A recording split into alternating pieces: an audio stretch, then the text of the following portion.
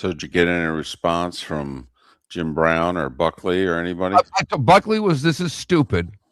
This is effing stupid," were the two texts I got from Buck. Jimmy Brown said, "Do I got to get ready to play again?"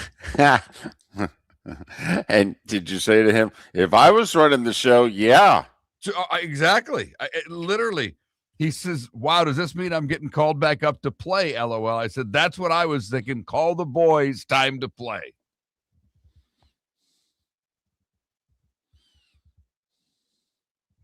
Yeah, Buck, that's effing dumb. I said, "Yes, sir, minor league hockey people." He replied with just stupid. But I mean, this was a 5-game homestand coming up here in the next week and a half. Let's see what happens. I'd kick them. I'd have them out of the apartments. Get your crap and get out. Not paying for you to live if you're going on strike. Get out. I'd have police there. I'm not messing around. I'd be done with them. I understand. Done. Yes, Mark the Blades. I'd kick them all out of their apartments. I'd have replacement players here on the 26th. I would raid the Southern Professional Hockey League. I'd call former players up in Ontario and Quebec, and I'd send them home. Striking in Double-A hockey. Someone, are you effing kidding me?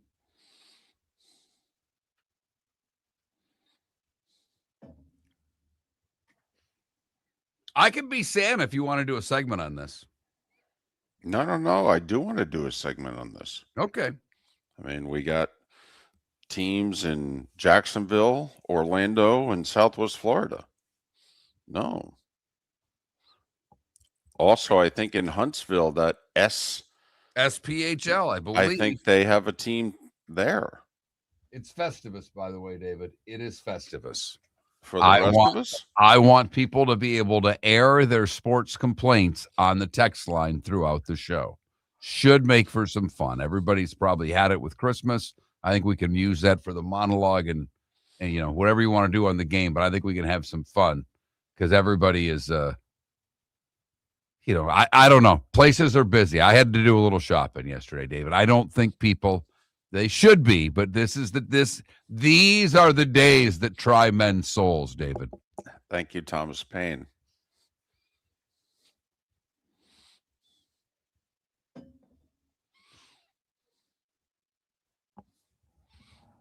Get the tough guys? Is that what you're saying, Mark? Put me in charge and get a bunch of goons? I'm in. By the way, if you're an AHL player on a two-way, what does that mean to you? And I don't know the answer to that. It means don't get sent down. But if you're already down, what does that mean? You're done? You don't get, I mean, I think you still get paid. I think you still get paid.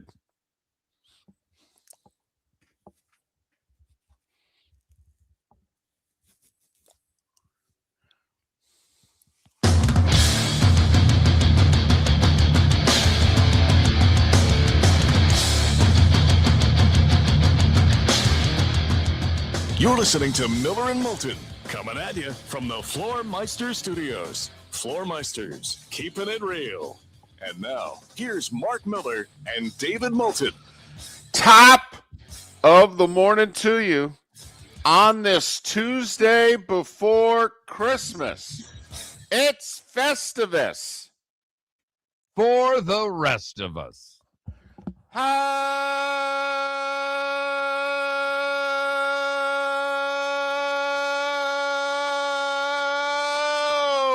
the heck are you, Miller and Moulton?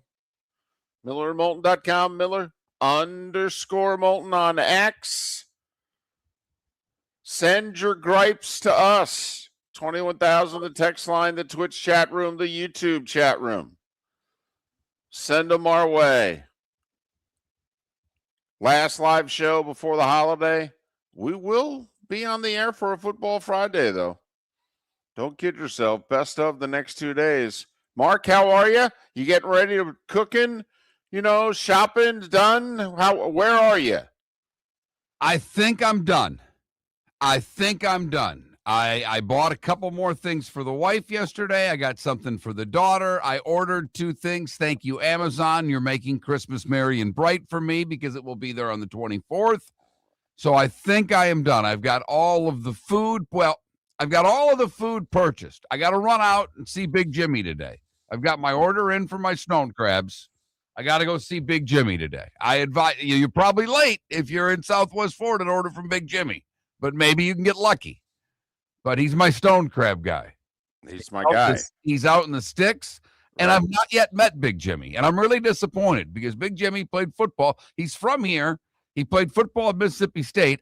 I've met Mom and Dad because they do the sales. The man works. He's a fisherman. He's a farmer. The guy works his ass off. That's all I know, and I've never met him. I just, from social media, the guy works.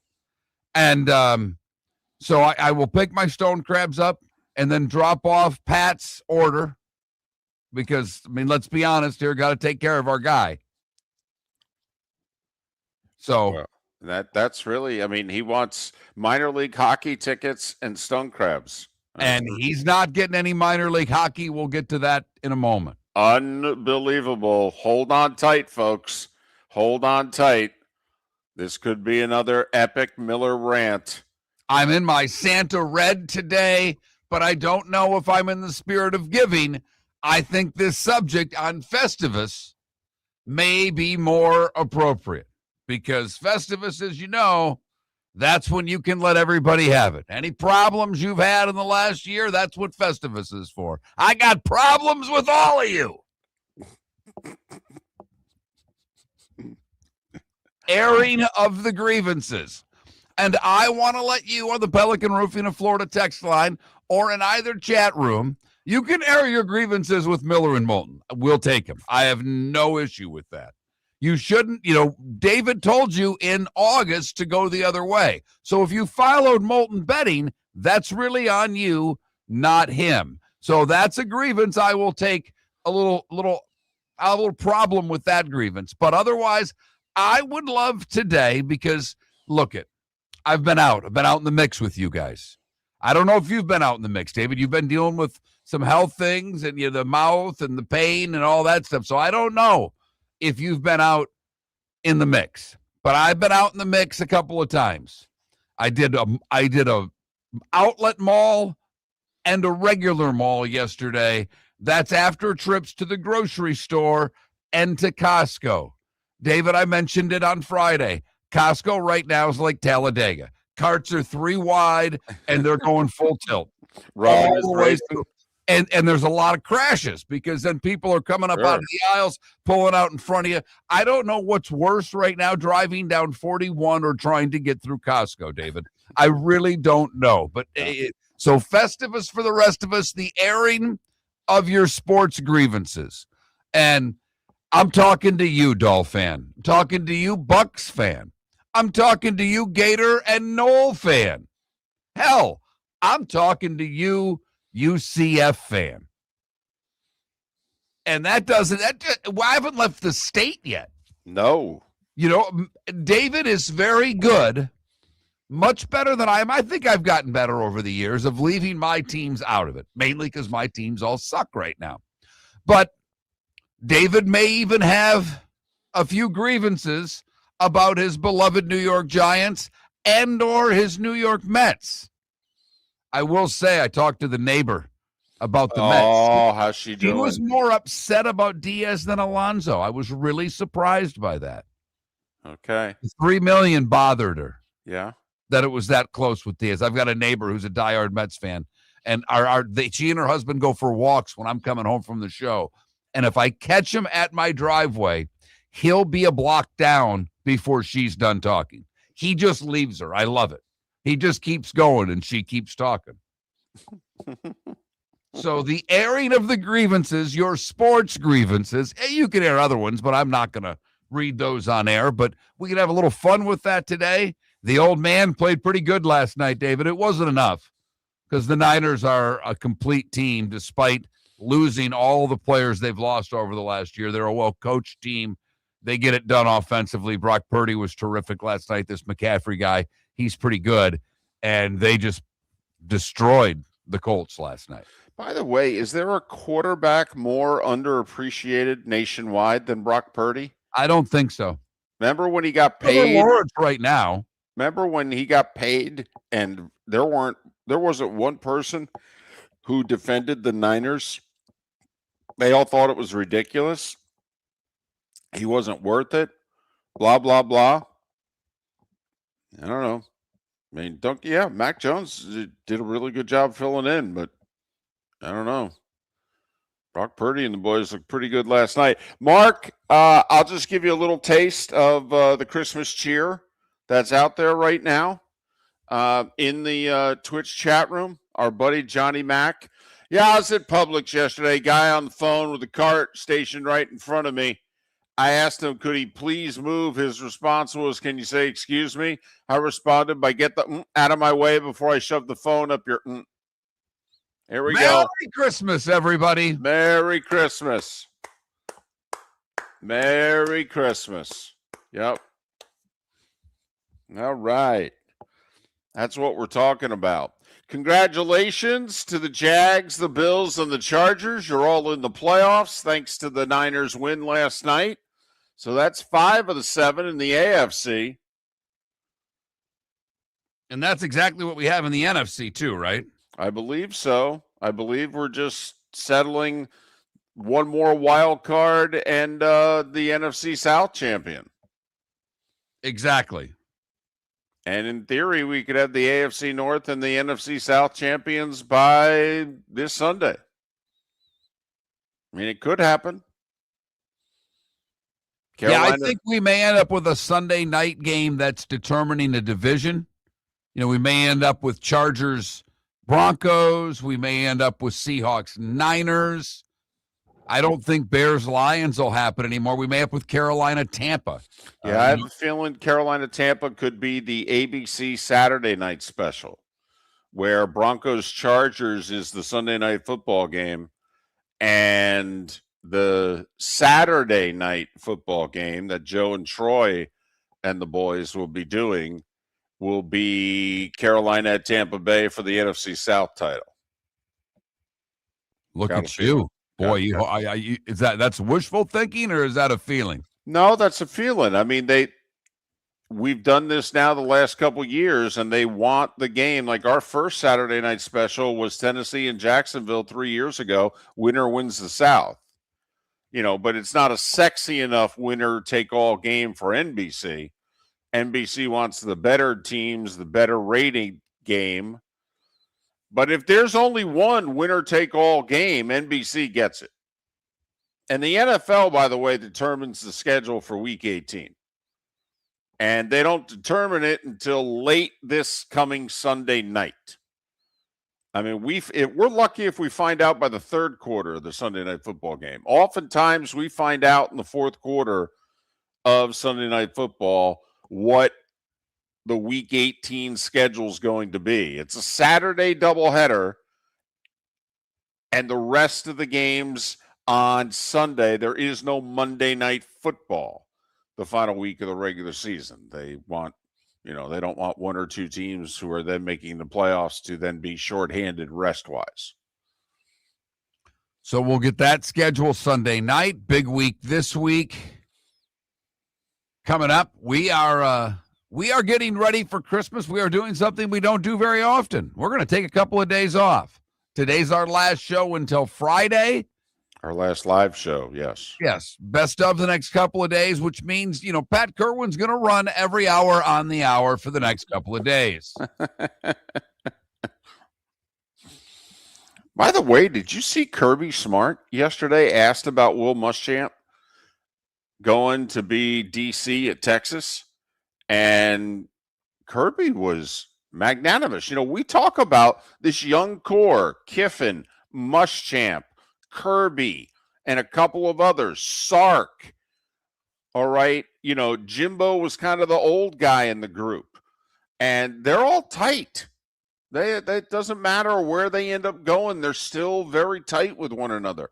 Well, Muschamp spent a few years in and around Georgia, stepped away, was kind of a consultant advisor this last year, but wants to get back in it. And Muschamp had recommended all the guys that replaced him at Georgia. So Kirby wasn't going to get rid of them. So to get a full-time gig again, he had to go with Sark and Texas. And Kirby just lavishing praise on Will Muschamp and Texas, to be honest with you. I mean, if I'm Texas, I'm recording it and I'm sending it out. Kind of like, hey, this is what our opponents think of us. Well, I mean, Kirby and Muschamp played together, coached together. I mean, these guys have known each other for 30-plus years. Yep. So I can see why that would be that way. This is part of the different world. The old school coaches are gone who were at one place and a little bit more tunnel vision, if you will. These guys not only, a lot of them are all peers from playing. They're the first generation of coaches that have dealt with the AAU world completely and only, if you know what I mean. A different way to scout and evaluate your players, a different way to recruit your players. So they've had to use social media throughout this. So they get it. Sometimes we don't. Right. I could see where a few fans would have listened to Kirby yesterday and be like, man, are you singing his praises? He doesn't work for us anymore. He used to compete against us at a few of our rivals. What are you talking about? But it was nice to see. Miller and Moulton. We've got a few things firing each of us up today. It's coming at you. American Paint Supplies is your one-stop shop for all your coating needs and has been for 30 years. American Paint Supplies is also your #1 Festool dealer in Southwest Florida. If you are a builder, cabinet maker, painter, or power tool enthusiast, Festool craftsmanship can be found at American Paint Supplies, celebrating 30 years of service, and Festool is celebrating 100 years of excellence. Come to American Paint Supply for a perfect pairing of service and expertise on 6100 Shirley Street, Naples, off of Pine Ridge, or online at AmericanPaintSupplies.net. Let's talk the big differences between Floor Meisters and the big box store that sells flooring. Floor Meisters is family owned. They do flooring, not doors, nuts and bolts, or weed killer. They specialize in it. They know it.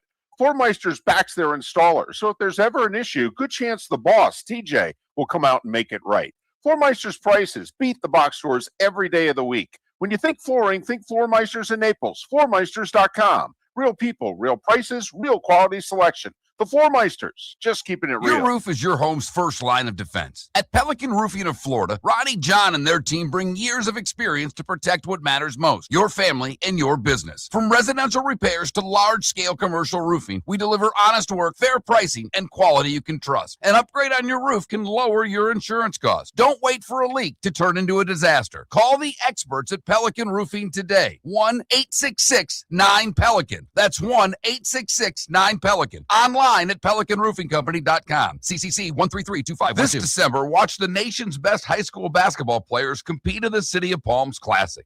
Fort Myers will once again welcome future college and NBA stars as they square off at Suncoast Arena from December 18th through the 23rd. Come see Southwest Florida's own Bishop Verreau versus Barron Collier on Sunday night, December 21st. For tournament information, please visit cityofpalmsclassic.com. Lee County, building a better community through business, sports, and tourism. This is Miller and Moulton.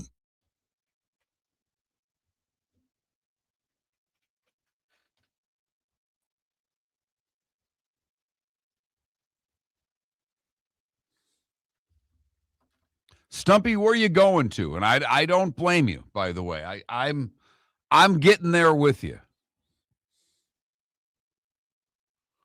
See, Johnny Mac, I think it's an equal, and that's good for you. But, and I don't know about old, but I let a guy who's 5-7 years older than me have it the other day for being on his phone somewhere he shouldn't. Going to North Georgia, good for you. Do you already have a place? Need a realtor? No, I don't do North Georgia, but if you're selling your place here, I'd be happy to help you. But good for you. That's, we've looked I've looked North Georgia, Carolina, up in that Tennessee. Would love to pull that off one day. Would love to pull that off one day.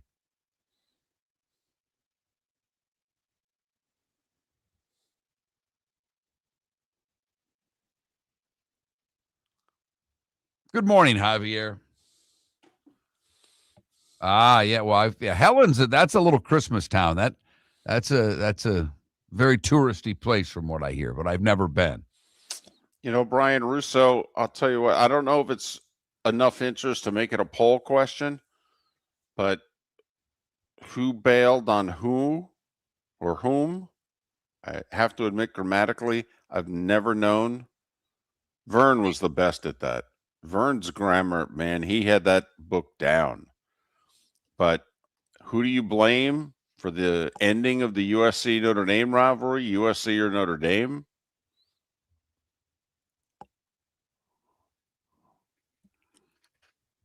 Or if you blame USC for ending it, do you blame them for not scheduling Notre Dame anymore? They're taking at least a 4-year hiatus. It's a joke. Yes, it is.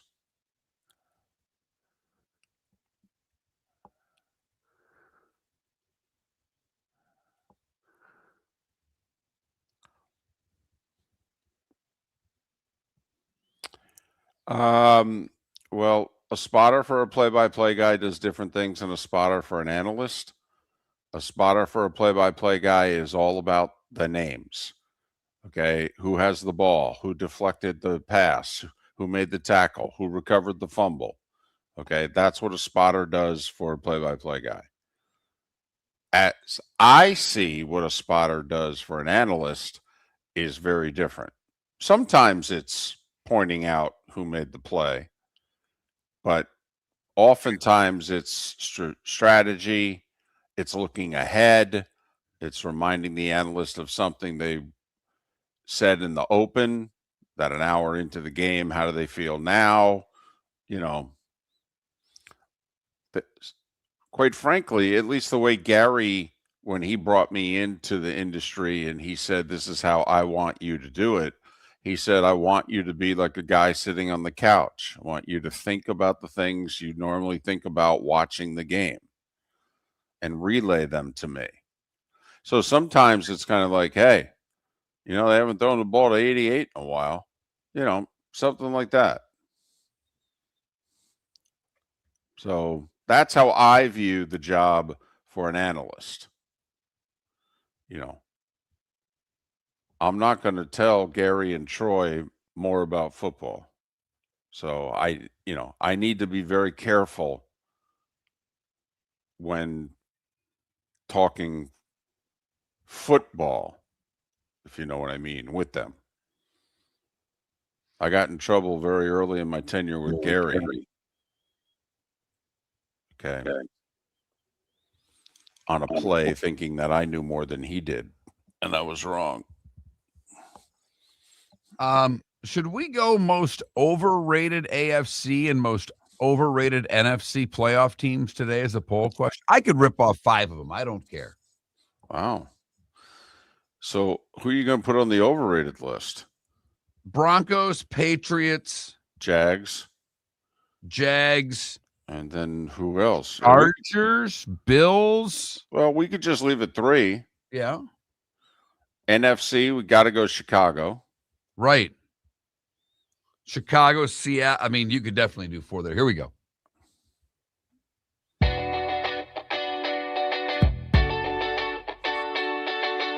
You're listening to Miller and Moulton. And now, here's Mark Miller and David Moulton. 21 minutes past the hour.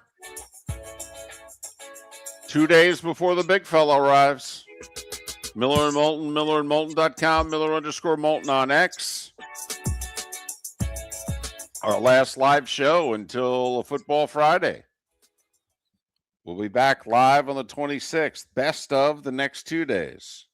If you really want to call it that. I don't even know how much best of it is. I got to be honest with you. I'm recycling some shows. I'm making life a little easier on the producer. Well, considering that's you, I don't blame you. Pat Kirwan, JP Shadrick to join us coming up later on the show. So some Festivus comments going in the chat room. People sick of traffic. Yeah, I got you. Deal with it until May. It's just starting. Airing of the grievances. I would love you to keep them to your sports grievances, but we will take all grievances today. Who are we to determine what your grievances are? That's the way I look at it. So the airing of the grievances,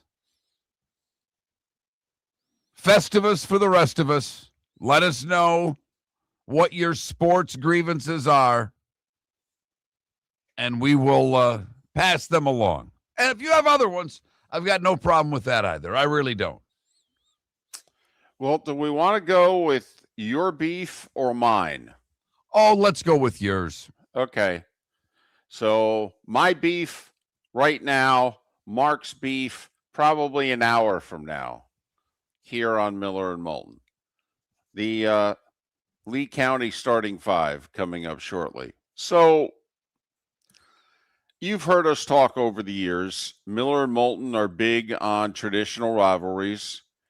We feel that, quite frankly, there are schools that need to be rescheduling some of what has been lost, because these are games that their fans really miss and still talk about and still want played. So give the fans what they want. You ask a lot of them, financially and otherwise. So why don't you give them a little something, something? You know, Pitt and West Virginia have answered the call here in the last couple of years, and they just signed, I think, a 10-year home and home extension so that they'll play one another in football every year. Good for Pitt and West Virginia. It's what their fan bases really want. But Notre Dame and USC, they couldn't pull that off. 100 seasons. USC and Notre Dame have played one another. I know people think nowadays of Ohio State, Michigan, and Alabama, Auburn, and maybe a couple of others as bigger, but you can argue it's the most important rivalry in the history of the sport. The significance of this rivalry, if we go back to the 20s and the 30s and the 40s, is very, very significant. But here's the other thing. I would argue today it's the biggest game on each school's schedule. I thought that the UCLA game was a bigger game to the USC fan than the Notre Dame game. I've been told emphatically I was wrong. That the Notre Dame game is the most special game on their schedule. And former USC players who have access to microphones are losing their mind yesterday and today over the fact that this rivalry, at the very least, is on pause for a minimum of 4 years. Keyshawn Johnson said, if we're not going to play Notre Dame, then why are we even playing football? And there are others that agree with him, who also wore the Trojan uniform and helmet. And quite frankly, Mark, name a bigger yearly game for Notre Dame than USC. They play Purdue practically every year. They've played Navy every year for 60 plus years. Is there a bigger yearly game for the Irish than the Trojans? No. It's the biggest game on their schedule. It's the game that their fans want to see every year more than any other. It's important to them. And it's usually a battle of at least two good teams. Whether they're very good or great, there have been times in which neither have met that threshold. But USC and Notre Dame are not going to be playing one another for the rest of the decade. The earliest possible time that they could play one another now is 2030. Mark, apparently this is what it came down to. First off, it was USC who raised their hand and said, well, I got a problem with this game in the modern era.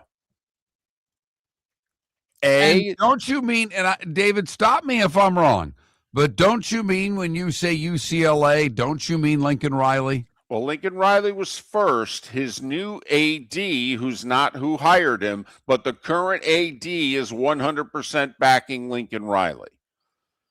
And Lincoln Riley said, we're in the Big Ten. We got to play 9 conference games, and we play Notre Dame every year. And then we would also like to schedule an early season non-conference game that, is high profile. Remember, they did a thing with LSU in the early 2020s. And so USC was the first one to raise their hand and say, I don't know if this game's working for us in the current state of college football. Then USC made what I thought's a very valid point. They said, I don't know if we can keep doing the schedule the way we've done it, which is when the game's in South Bend, it's in mid-October. When the game's in Los Angeles, it's in late November. And I think USC said 2 things. A, with conference scheduling, and B, the fact that the later your losses are, the more they counted against you. Maybe this game has to move to early to mid-September. And listen, you guys know the team I grew up rooting for as a young guy was Notre Dame. I agree with USC on this point, okay? I have no problem if USC says we'll play the game, but we got to play it in early September. That's fair. I mean, Mark, you and I grew up, Notre Dame, Michigan played week 1 or week 2 every year for 25 years. Yeah, I look at. I think that schedule's a bunch of hooey, David. I really do. Now, I know they play UCLA at the end of the season, but that's laughable. Someone said in our chat room, well, in the 70s, it was a bigger rivalry to me. In the 70s, UCLA won in 1970 and won in 1975 and had a tie in 71. They lost every other game. It's not like USC didn't dominate then. The only time that UCLA dominated was in the 90s. They won a stretch of 8 in a row from 1990 to 1998. You're talking about UCLA against USC. No, but I bring it up because that game's not. I don't find that it may be a little relevant because it's an LA thing. That's not a national game. No, it never was. I've watched college football my whole life. USC and Notre Dame has been a national game ever since I can remember. Yeah. And if Clemson and South Carolina, if Georgia and Georgia Tech can play non-conference games Thanksgiving weekend, then USC and Notre Dame can play their game any damn time. I don't need to hear about the schedule. Okay. So reportedly, a lot of complaining back and forth, but USC had tentatively agreed to play the 2026 game in Los Angeles in late November and let Notre Dame schedule the 2027 game whenever they wanted. And then USC found out about this Notre Dame getting an automatic berth if they're top 12, and USC took their ball and went home. They said, this is bull blank, okay? Why did they get that? None of the rest of us do. That's crap. I agree with that. And so that's it. They're not playing anymore, at least not for the next 4 years. And Notre Dame quickly rescheduled with a home and home with BYU. The starting 5 is next. Football season is back, and celebrate your game day with Jimmy the Beef Guy. We're talking tender, juicy Chicago beef sandwiches. Whether your party's for 10, 100, or 200, bring game day to your house with Jimmy the Beef Guy. The catering packages come with the beef, the gravy, the peppers, the bread, everything you need. 2 convenient locations, Fort Myers and Bonita Springs. Skip the ordinary and bring the beef. Jimmy the Beef Guy, Chicago flavor, Southwest Florida style. Call today or visit jimmythebeefguy.com. Tell him Miller and Moulton sent you. Let's talk the big differences between Floor Meisters and the big box store that sells flooring. Floor Meisters is family owned. They do flooring, not doors, nuts and bolts, or weed killer. They specialize in it. They know it. Floor Meisters backs their installer, so if there's ever an issue, good chance the boss, TJ, will come out and make it right. Floor Meisters prices beat the box stores every day of the week. When you think flooring, think Floor Meisters in Naples. FloorMeisters.com. Real people, real prices, real quality selection. The Floormeisters, just keeping it real. Got a cracked window or foggy glass? Don't wait for the next storm to make it worse. Your local Glass Doctor Home and Business is just down the road and ready to help. From leaky frames to shattered panes, we've got the tools and the know-how to get your home or business storm ready. With flexible scheduling and our done right promise, you'll be in good hands. So before or after the weather hits, call your neighbors at Glass Doctor. Glass Doctor, Glass Doctor. Call the Glass Doctor. We fix your pains. Oh, yeah. Your roof is your home's first line of defense. At Pelican Roofing of Florida, Ronnie John and their team bring years of experience to protect what matters most, your family and your business. From residential repairs to large-scale commercial roofing, we deliver honest work, fair pricing, and quality you can trust. And This is Miller and Moulton.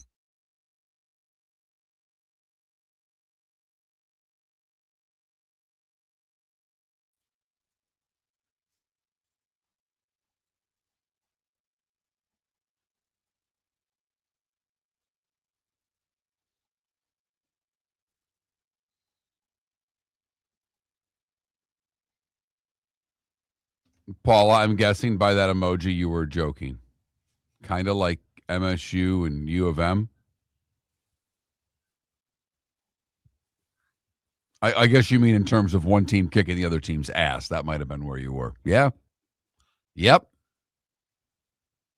But I mean, in today's modern era, I mean, as long as you guys keep cheating, keep doing what you're doing, should be proud of that school. Anybody get arrested from the coaching staff in the last week? I haven't paid attention. I'll play that game all day with you, Paula. All day.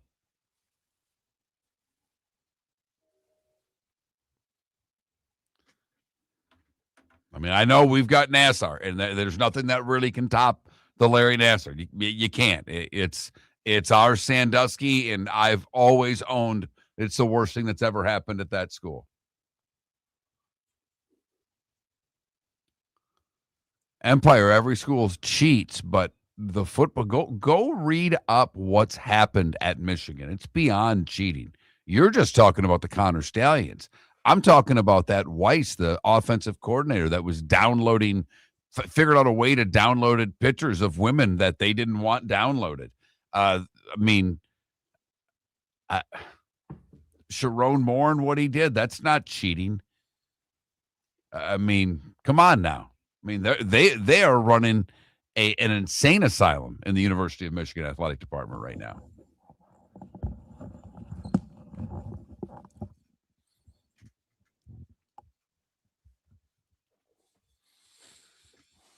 As well you should, fam. If you're a BYU guy, I would take that game in. By the way, I can't imagine that Notre Dame wouldn't want that game every year as well. I mean, if I were Notre Dame, I'd have some fun with it. I'd try to schedule SMU every year, BYU every year. Why not? Yeah, obviously BC. If you're an independent, I think if you're Notre Dame, you could do a really good job with this. I mean, go with the religious schedule. Yeah, absolutely. I mean, USC at their heart's a Methodist school.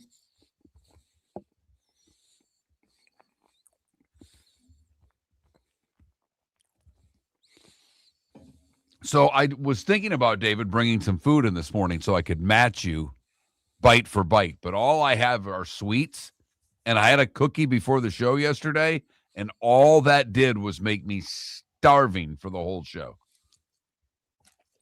Right. You had the cookie beforehand, and did you crush it after the show?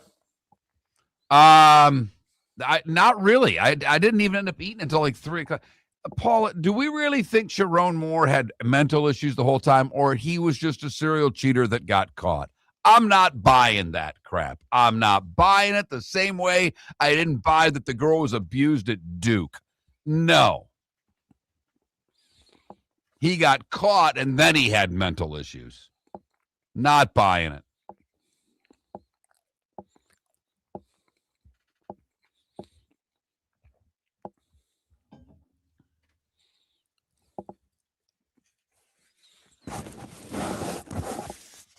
I know a lot of criers. I'm one of them. I'm not buying that either.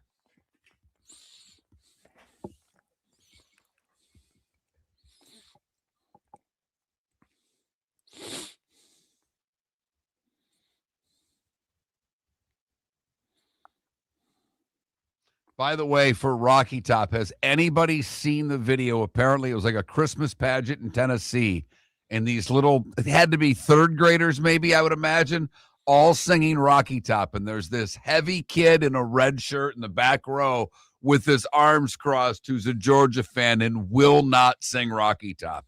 And he's nodding no the whole time. It's fantastic. Here we go.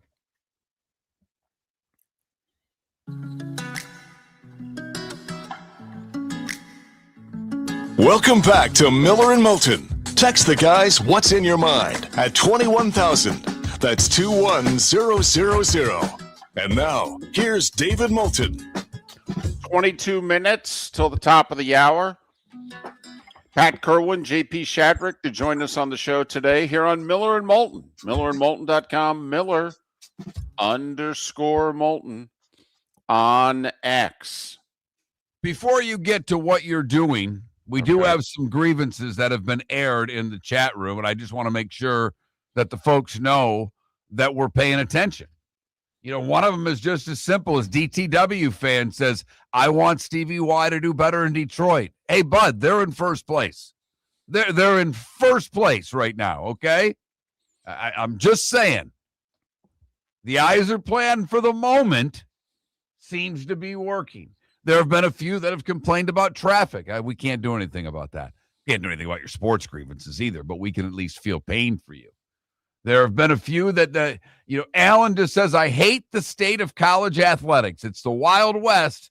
There's no control over NIL or the transfer portals. Alan, we can fix it. Miller and Moulton can fix it. It's really simple. Make them employees. There you go. The universities also have to do their job.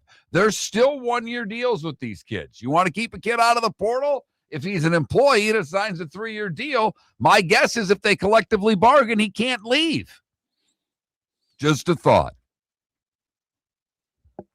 There you have it.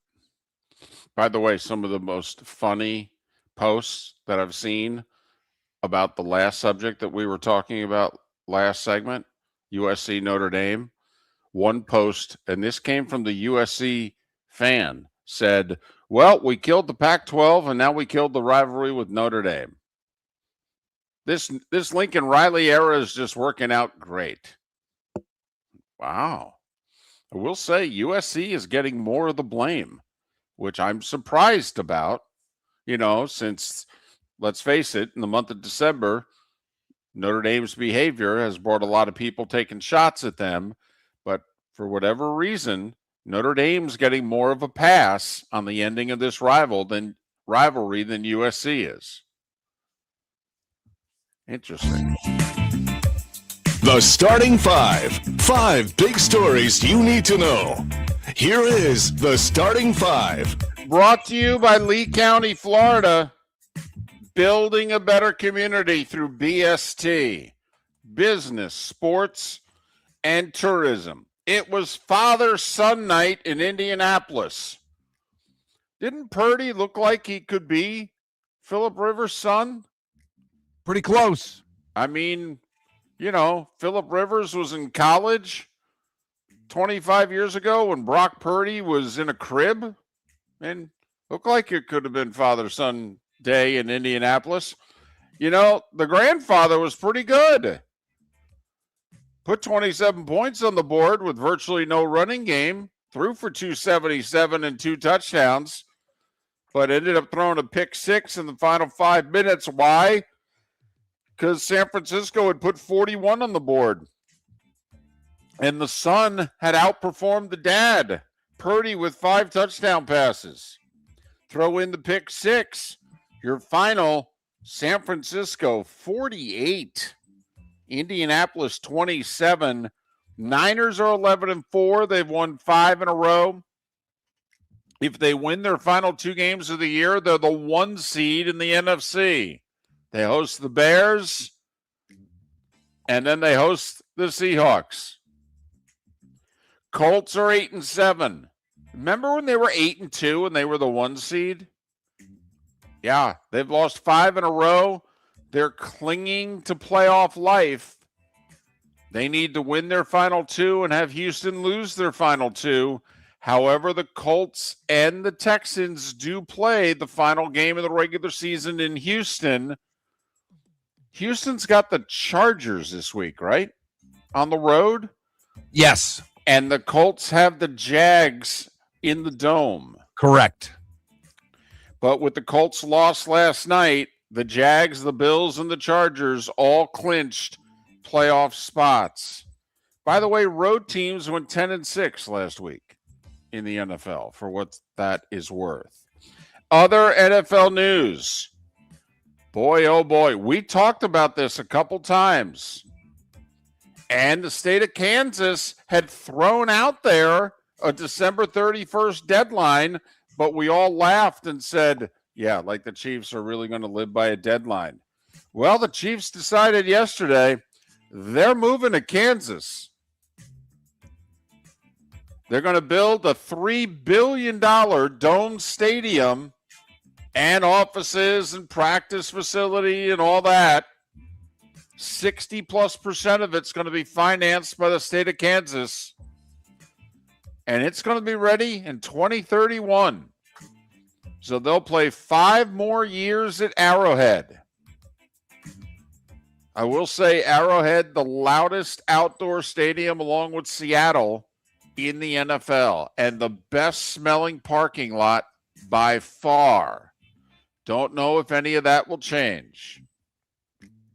NFL suspended Steelers wide receiver DK Metcalf for the final 2 games of the regular season for how he interacted with the fan on the sidelines in Detroit Sunday. Here's the most important part of that. DK had just signed a long-term extension with the Steelers with a lot of guaranteed money, but there was a clause in the contract. If he were to get suspended by the NFL for any reason whatsoever, the guaranteed money goes bye-bye. DK just cost himself $45 million guaranteed.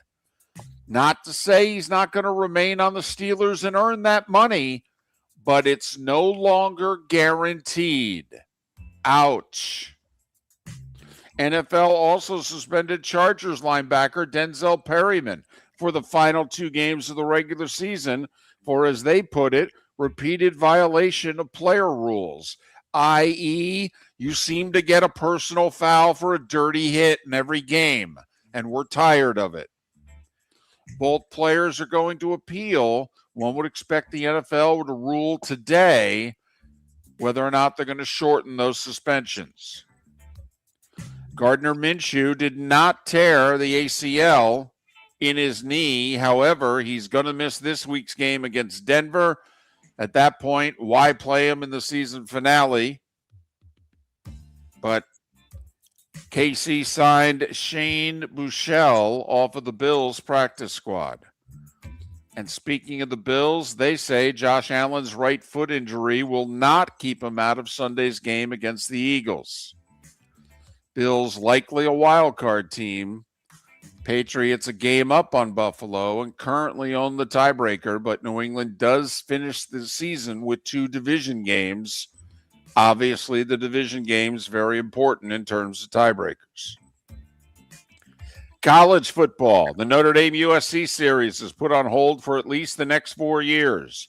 Notre Dame immediately announced a 2-year home and home with BYU. They'll go to Utah in 26. BYU will return the visit in 27. Idaho Potato Bowl yesterday. Washington State beat Utah State 34-21. There are 3 bowl games on the docket today. I have a grievance that I'd like to air about the Idaho Potato Bowl. It is the greatest waste of French fries known to mankind. I don't believe McDonald's throws away the number of fries that they pour on coaches. Here's an idea for you. If you want to promote your potatoes, then come out with trays of French fries and let either of the players eat them, which I did think was funny when they were taking the Gatorade thing full of fries. A couple guys were dipping their hands to them and eat them. If you're going to dump them in ketchup and let you dip fries on his head, that's one thing. But how about going to your fan base, your cheerleaders, your band, and handing out fries? Promote eating potatoes, not wasting potatoes. That's just me. Grievance from a fat guy. Well, first off, you're not fat, okay? And nowadays, I don't even think you qualify as beefy. Oh, I'm back. Don't you worry. I got things going on. I've been given the green light to pack on the pounds, David. Okay. More on that later. Right. Got to admit, though, you sounded Eastwood-esque there in how old you sounded. Just, throwing that out there from one old soul to another. Baseball, the Mets send Jeff McNeil to Sacramento, Vegas, for a minor leaguer in the low minors. He's a pitcher. The Mets have traded away their top 4 tenured guys or lost them in free agency. Traded away Brandon Nimmo and Jeff McNeil and lost Pete Alonso and Edwin Diaz to free agency. The 4 guys who had been with the team the longest, all since last decade. Not that the GM's trying to change the clubhouse or anything. Nothing to see here. Hockey. The AHL and their players are about to announce a long-term deal. However, the ECHL and its players, there's about to be a work stoppage. The ECHL players released a statement late yesterday about all the things that they claim the league has done to them over the last 2 years, and that basically they haven't taken them seriously at all, and they don't negotiate in good faith. And then last night, the ECHL players voted to strike, and the strike begins Friday, December 26th. And the reason that's meaningful is there were no games scheduled in the ECHL for tonight, tomorrow, and Thursday. And we've got franchises in Orlando, Jacksonville, and Southwest Florida in the ECHL. In fact, the Florida Everblades in Southwest Florida had a 5-game homestand queued up to begin Saturday the 27th. They were going to play 5 games in 8 days. And those games are wildly attended. Those games often sell out. And as of now, those games ain't happening because the players are on strike. More about this in a half an hour from Mark Miller, who worked in the ECHL for over a decade. 4 games on the ice in the NHL. Lightning got 2 goals and an assist, or actually a goal and 2 assists from Darren Reddish, who scored his 100th career point. Lightning snapped the skid, beat St. Louis 4-1. Philly 5-2 over Vancouver. Jordan Eberle, 2 goals in the third. The Kraken over the Ducks 3-1. And Columbus beat LA by the same score. Mason Marchment with 2 power play goals for the Blue Jackets, who got back to 500. 7 games in the NBA. It was a close game going to the 4th. And then the Warriors outscored the Magic by 17 to beat them by 23, 120-97. By the way, Draymond Green got so upset with Steve Kerr in the third quarter that he got up and walked into the locker room and left. He came back in the fourth quarter, and Steve Kerr said, there was no scenario in which I was going to put him back in the game. But he said, don't worry, we're good. It's just life coaching Draymond. Okay. Cavs snap a 3-game skid. They beat Charlotte 139-132. Boston was down 20 in the third quarter, came back to beat the Pacers 103-95. Jokic played 28 minutes, had a triple-double, 14 points, 13 rebounds, 13 assists. Denver beat Utah 135-112. The Pelicans have won 5 in a row, and they're still like 8-22. They beat Dallas 119-113. And then the 2 best teams in the league won last night. OKC at home improved to 26-3. They beat Memphis 119-103. And the Pistons went to Portland and edged the Blazers 110-102. Detroit leads the East 3 games behind OKC's historic pace at 23-16. It's remarkable for a team, that was lousy just a couple of years ago. Yeah. Made the playoffs last year, but they're doing, look, I don't know how good they're going to be, and I've only watched them a handful of times. I don't spend a lot of time on the NBA, but they seemingly are doing what good teams are supposed to do. When you go play a bad team on the road, they win. Other teams aren't doing that. I mean, Golden State's not a great team this year, and they whooped up Orlando in the fourth last night. You just keep winning, and sometimes you got to take notice. College hoop, the rankings remain the same in the AP anyway, with Arizona, Michigan, Iowa State. Coaches poll has Michigan ahead of Arizona. Bama's 14th in the one, 15th in the other. Florida's 22nd in both polls. There are 6 unbeatens left in college basketball: Arizona, Michigan, Iowa State, Vandy, Nebraska, and 13-0 Miami of Ohio, who's unranked in both major polls. Florida State beat Jacksonville by 24. The Illini whooped up on Missouri by 43 last night. Ouch. Oklahoma beat Stetson by 53. Top-ranked Arizona beat Bethune by 36. And Mito Pereira, who's 30 years old and nearly won the PGA 3 years ago, retired from golf at the age of 30. The 2025 Industry Appreciation Awards in Fort Myers have wrapped up, but the celebration of business excellence continues, hosted by the Lee County Economic Development Office, Horizon Council, and Horizon Foundation. This annual event honors the innovators, job creators, and community builders driving the region forward.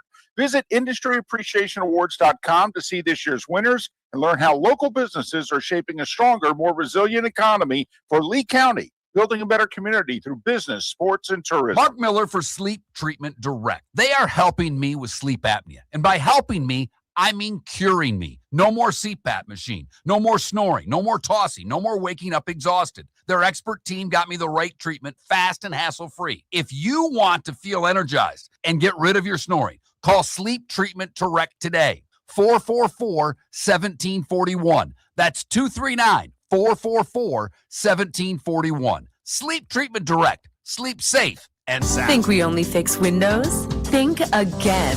Your local Glass Doctor Home and Business does so much more to upgrade your home. We custom build stunning shower and bath enclosures, install sleek glass doors and windows, and can bring fresh life to foggy or cracked panes. Need a glass tabletop or a statement mirror? Yep, we do that too. If it's glass and it's in your home, we're the team to call. Call the Glass Doctor, we fix your pains. Oh yeah. American Paint Supplies is your one-stop shop for all your coating needs and has been for 30 years. American Paint Supplies is also your #1 Festool dealer in Southwest Florida. If you are a builder, cabinet maker, painter, or power tool enthusiast, Festool craftsmanship can be found at American Paint Supplies. Celebrating 30 years of service, and Festool is celebrating 100 years of excellence. Come to American Paint Supply for a perfect pairing of service and expertise on 6100 Shirley Street, Naples, off of Pine Ridge, or online at AmericanPaintSupplies.net. Cape Coral Police Department is growing, and they want you to be a part of it. They're hiring new officers. Starting pay is between $74,000 and $90,000, depending on your experience. And with a $10,000 hiring bonus, you could be making $100,000. Enjoy paid holidays, off-duty details, plenty of OT opportunities. They're also hiring dispatchers and professional staff. So go to CapeCops.com. CapeCops.com. Be brave, be best, be Cape. Your roof is your home's first line of defense. At Pelican Roofing of Florida, Ronnie John and their team bring years of experience to protect what matters most, your family and your business. From residential repairs to large-scale commercial roofing, we deliver honest work, fair pricing, and quality you can trust. An upgrade on your roof can lower your insurance costs. Don't wait for a leak to turn into a disaster. Call the experts at Pelican Roofing today. 1-866-9-PELICAN. That's 1-866-9-PELICAN. Online at PelicanRoofingCompany.com. CCC 1332516. This is Miller and Moulton.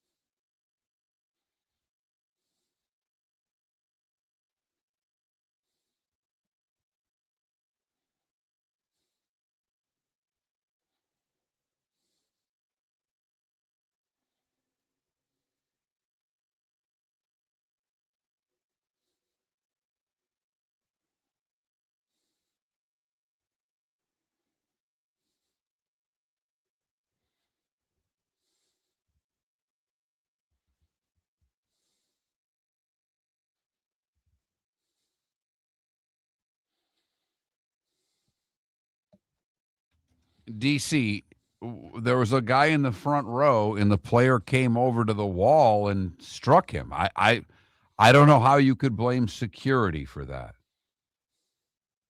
What was security supposed to do? Arrest DK?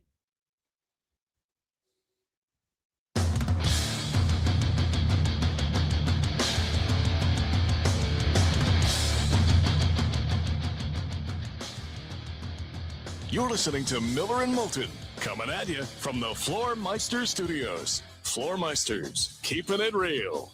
And now, here's Mark Miller and David Moulton. Hour 2 of Miller and Moulton.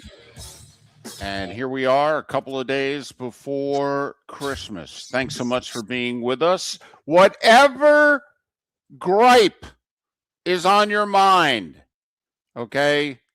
It's Festivus here on Miller and Moulton. Send it our way. 21,000 the text line, the Twitch chat room, the YouTube chat room. Bring it on. We're here for you. It's Festivus with the rest of us. We have a relocated Atlanta fan, an Atlantean.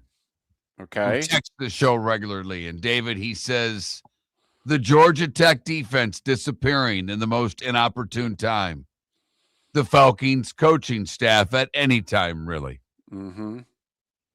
Those are his teams. And he's texted about Georgia Tech throughout he was so excited when I picked Georgia Tech to go to the ACC championship.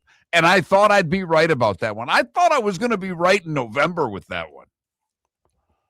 Yeah. Your ACC salty team was Georgia Tech. Mine was Pitt. They both took it into November before both staggering, bumbling, stumbling to the finish line. Very quickly, what's weird about Georgia Tech is against Georgia, they held them to 270 total yards. Like the defense stopped NC State to save their lives. Right. The defense showed up against the Dogs and didn't show up against, NC State and a couple others. It was strange. I will say it. I watched most of that Georgia Tech game. Georgia knew that if they just played old school, run the football, they felt they weren't going to lose. They had no problem playing that style of game with Georgia Tech. Right. Kirby was just like, listen, we're just getting used to the lockers and what have you in the stadium because we're going to be back in a week.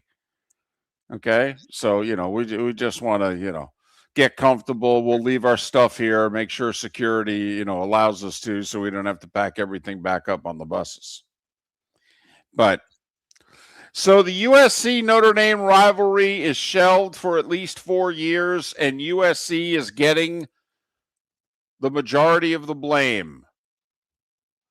The Chiefs are leaving Missouri. They're moving to Kansas.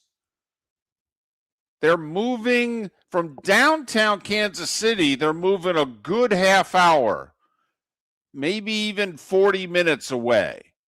But from the border, Arrowhead is 2-3 miles from Kansas anyway.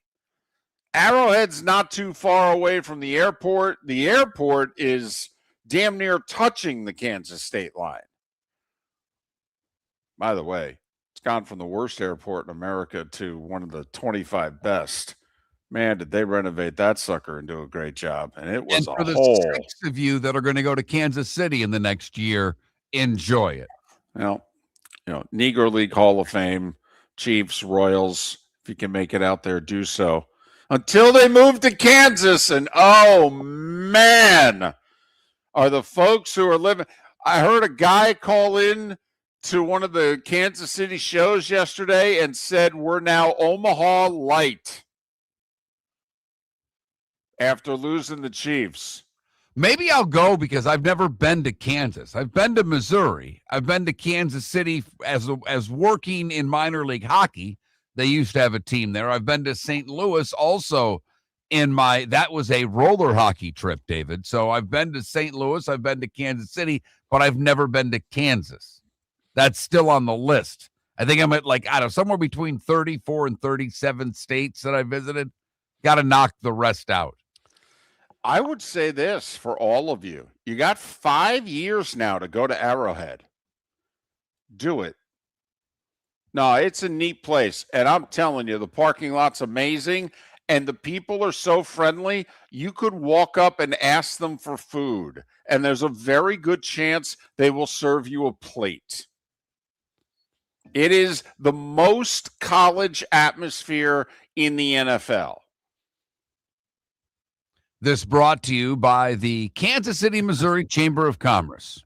I get nothing for this. Building better barbecue through business, sports, and tourism. Very Although nice. The last part we don't get any of because no one really ever thinks, hey, let's go to Kansas City for a vacation. Yeah, don't go to vacation. But if you want to check out a Chiefs game in the next 5 years at Arrowhead, go. All right. You know, the Chiefs trying to put their right now in the first 24 hours, Mark, nobody's blaming the Chiefs. They're blaming all the politicians in Missouri, mayor of Kansas City, state politicians. Apparently, they're getting all the blame. Clark Hunt and the Chiefs, I mean, they're the ones that made the decision. They ain't getting any of the blame right now. It's all the politicians. They're taking the heat. We'll see if that changes at all. We'll see if this franchise ever starts losing regularly again, how people will feel. But I digress. So USC Notre Dame shelved for the next rest of the decade. The Chiefs are moving. Damn. So much for a slow Monday in late December. Will the Bears be next en route to Indiana? Hello. I have a feeling if that were ever to happen, it would make a little more news than the Chiefs moving to Kansas. I think they so. Can go visit Toto and the rest of them and maybe doing a guest appearance on the Wizard of Oz. Now, listen, I talked about this a little bit because I was old enough and grew up in Jersey. And so I was there when the New York football teams got up and left New York. And I know you're going to go, well, the Bills didn't. All right, the city. The two teams that had New York in their name, not a city in the state of New York. And the Giants did it first, obviously, and they played in Giants Stadium. And then the Jets, within 10 years, they left Shea and Queens, and they joined the Giants in Giants Stadium. Awkward much. But the move, Mark, is similar in terms of travel to downtown Kansas City to where this is going to be, but also the name of the Giants and the Jets. I think 1 year the Giants tried to be the New Jersey Giants. And I don't know if it was the NFL or the Giants just realized on their own, yeah, this is dumb. What are we doing? Okay. And I love being from Jersey. Very proud of it. But I mean, come on. If you own the team, you want to be the New York Giants or the New Jersey Giants? You want to be the New York Giants. And so I think for 1 year they were the Jersey Giants, and then they went back to being the New York Giants. And the Jets, obviously, the name didn't change. New York Jets, New York Jets. The Kansas City Chiefs are still going to be the Kansas City Chiefs. I don't think the state of Kansas, despite giving them $2+ billion when this is all said and done, I don't think they're insisting on a name change of the franchise. I don't either. And David, believe it or not, I can relate to this very much the same way you can. The Lions moved from Tiger Stadium to the Pontiac Silverdome. That's a long way away from Detroit. I mean, a long way away. Well, 30 I know minutes. It's not a different state. No, but how far? 30 minutes, 40 minutes, an hour? How far every was bit it? of 30 minutes. Okay. Every bit. All right. With no traffic. I mean, it's gotcha. You know, I mean, it's a very much a northern Pontiac's its own city. It's not even a suburb. Okay. And obviously the Pistons moved, right? And then the Pistons moved. And then the Pistons moved to Auburn Hills after that. They were a lot. I mean, personally, for me, I'm from 100 miles north of Detroit. I'm from Saginaw, Michigan. So it was an easier drive for me. But I don't remember.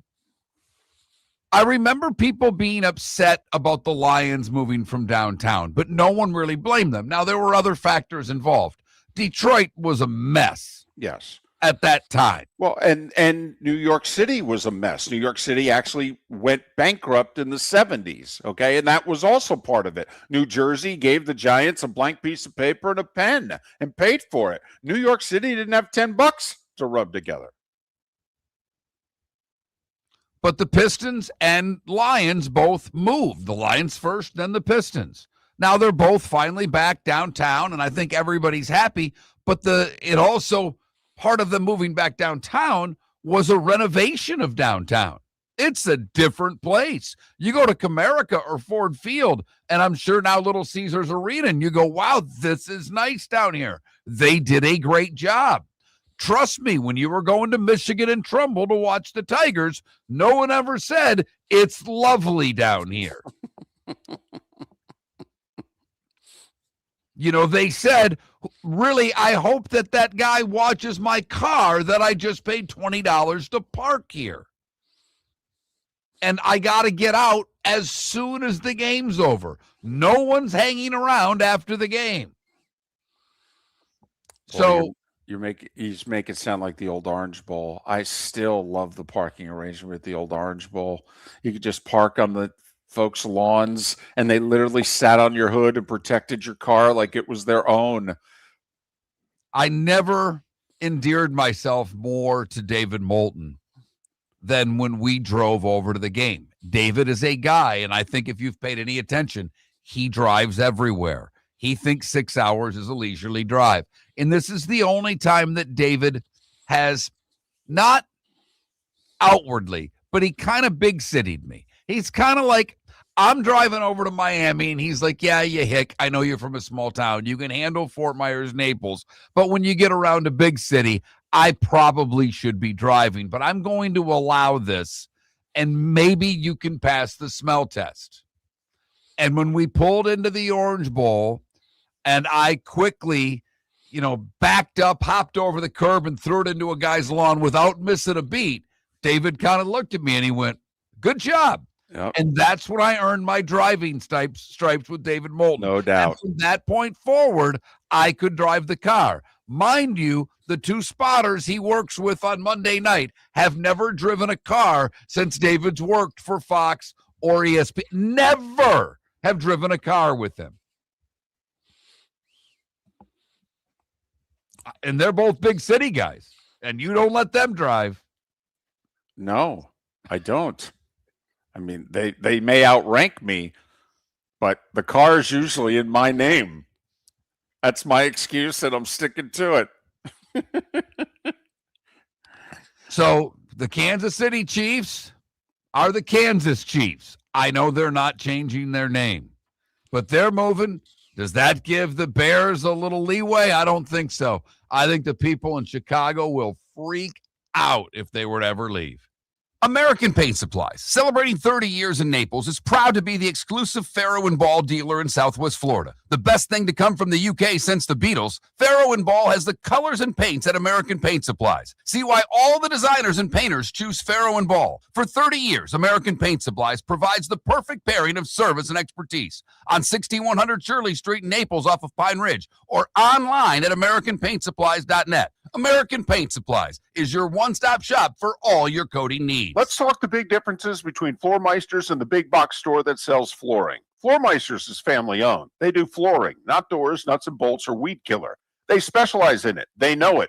Floor Meisters backs their installer, so if there's ever an issue, good chance the boss, TJ, will come out and make it right. Floor Meisters prices beat the box stores every day of the week. When you think flooring, think Floor Meisters in Naples. FloorMeisters.com. Real people, real prices, real quality selection. The Floor Meisters, just keeping it real. Your roof is your home's first line of defense. At Pelican Roofing of Florida, Ronnie, John, and their team bring years of experience to protect what matters most, your family and your business. From residential repairs to large-scale commercial roofing, we deliver honest work, fair pricing, and quality you can trust. An upgrade on your roof can lower your insurance costs. Don't wait for a leak to turn into a disaster. Call the experts at Pelican Roofing today. 1-866-9-PELICAN. That's 1-866-9-PELICAN. Online online at PelicanRoofingCompany.com. CCC 1332512. The holidays are here, and we're wall-to-wall with thousands of GIA diamonds, 350 diamond bracelets, 225 pair of diamond studs, and thousands of other fine jewelry pieces, including Rolex watches. And this is where Todd and I come in. We're in the store,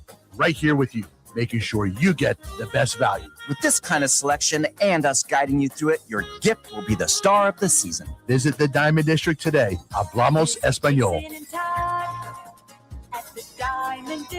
This is Miller and Moulton.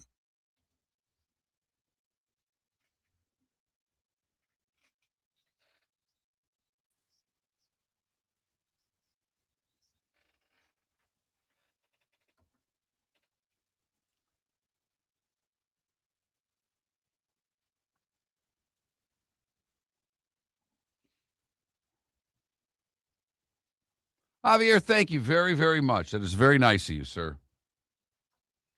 And I'm sorry you've had life hit you this year, if it did. Trust me, I can relate.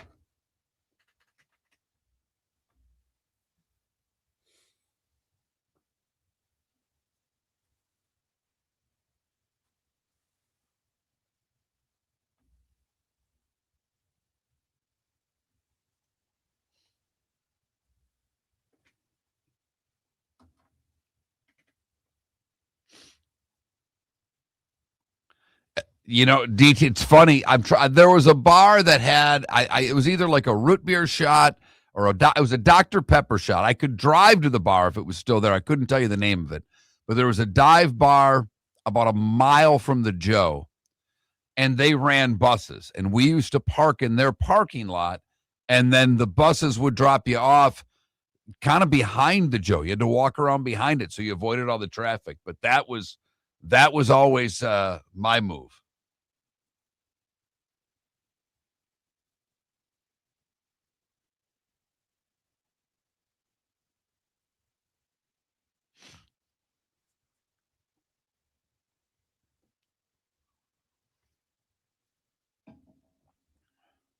Sonny, if you said it, I wouldn't know. And I don't think it was the Detroiter.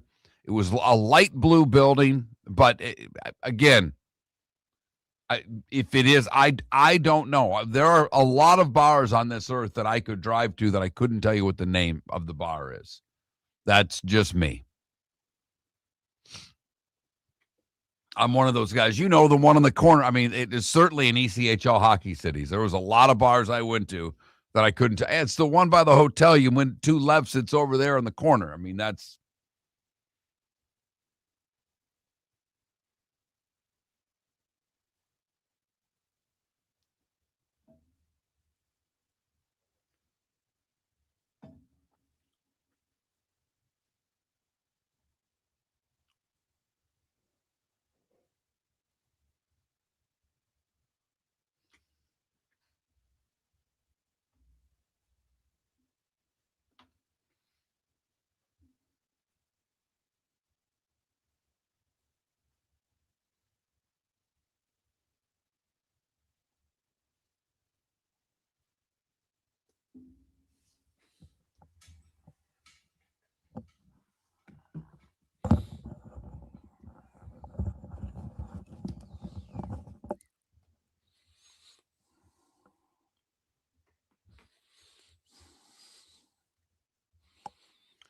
I'm putting up which AFC division leader do you have the least amount of faith in? And I'm not even putting the Steelers in there because that's obvious.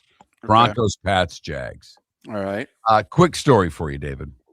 Coming back from gymnastics last night, and the daughter has her phone back, and I got her off the phone, so I'm asking her how it went, and she's talking. And my wife tries to coach her a little bit, and I don't think Maddie likes it very much. Not much. I don't think she likes it at all. So she starts talking, and she asked a question, then she keeps talking, and I don't really know if she was asking a question. And I don't know exactly. I know she was kind of talking to Maddie, but she was kind of talking to me because I was trying to suggest ways to practice. And Mom took over and told her all the ways that she should be practicing this. And Maddie basically said, well, we don't do that. And that led to a problem. Okay. And now no one's talking. because Eve was upset that Maddie ignored her, wishes basically. And then Maddie was upset because she knew her mom was mad at her, and that was it. So we get home. Eve goes into the bedroom just to get ready for bed. Maddie goes into the kitchen. I looked at her. I says, "Are you okay?" Her looks at me. She goes, "Mom's pissed at me."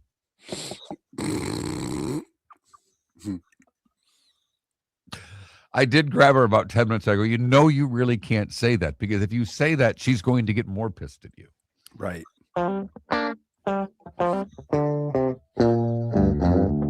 You're listening to Miller and Moulton.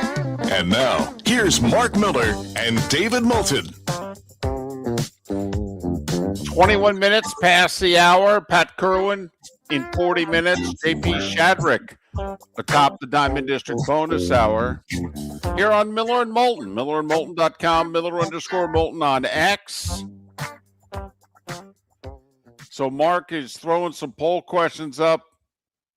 I guess he's trying to find who you don't have confidence in as we're heading down the stretch of the NFL season. Which AFC division leader do you have the least amount of faith in? Patriots, Jags, Broncos. The Steelers don't even make the cut. We know that's the obvious answer. But the other three have all clinched playoff spots. They've not clinched divisions yet, but they've all clinched playoff spots. So Broncos, Patriots, and Jags. Who do you have the least amount of faith in? I may put the same one up for the NFC, because right now the division leaders are the Seahawks, Bears, and Eagles. And I think most of you believe the Rams are the best team in the NFC.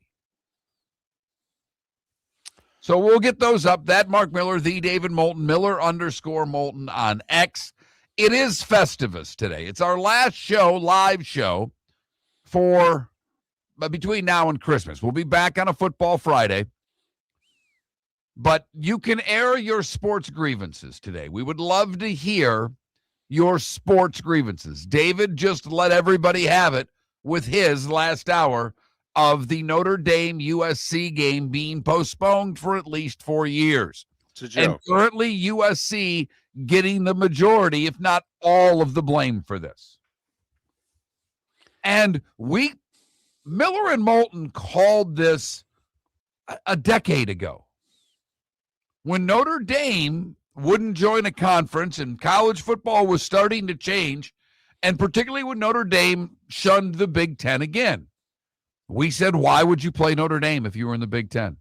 We literally said, and it was Delaney at the time, this is before Kevin Warren and now Petiti. We're going back to Jim Delaney running the conference. We would have sent out a memo. You can't play them anymore in anything. Yes. We would have never let Notre Dame in the Big Ten hockey conference. We wouldn't have played them in softball. It doesn't matter. Sorry. No. Nope. We came after you twice and late in the 20th century. You said no both times. Then we're done with you.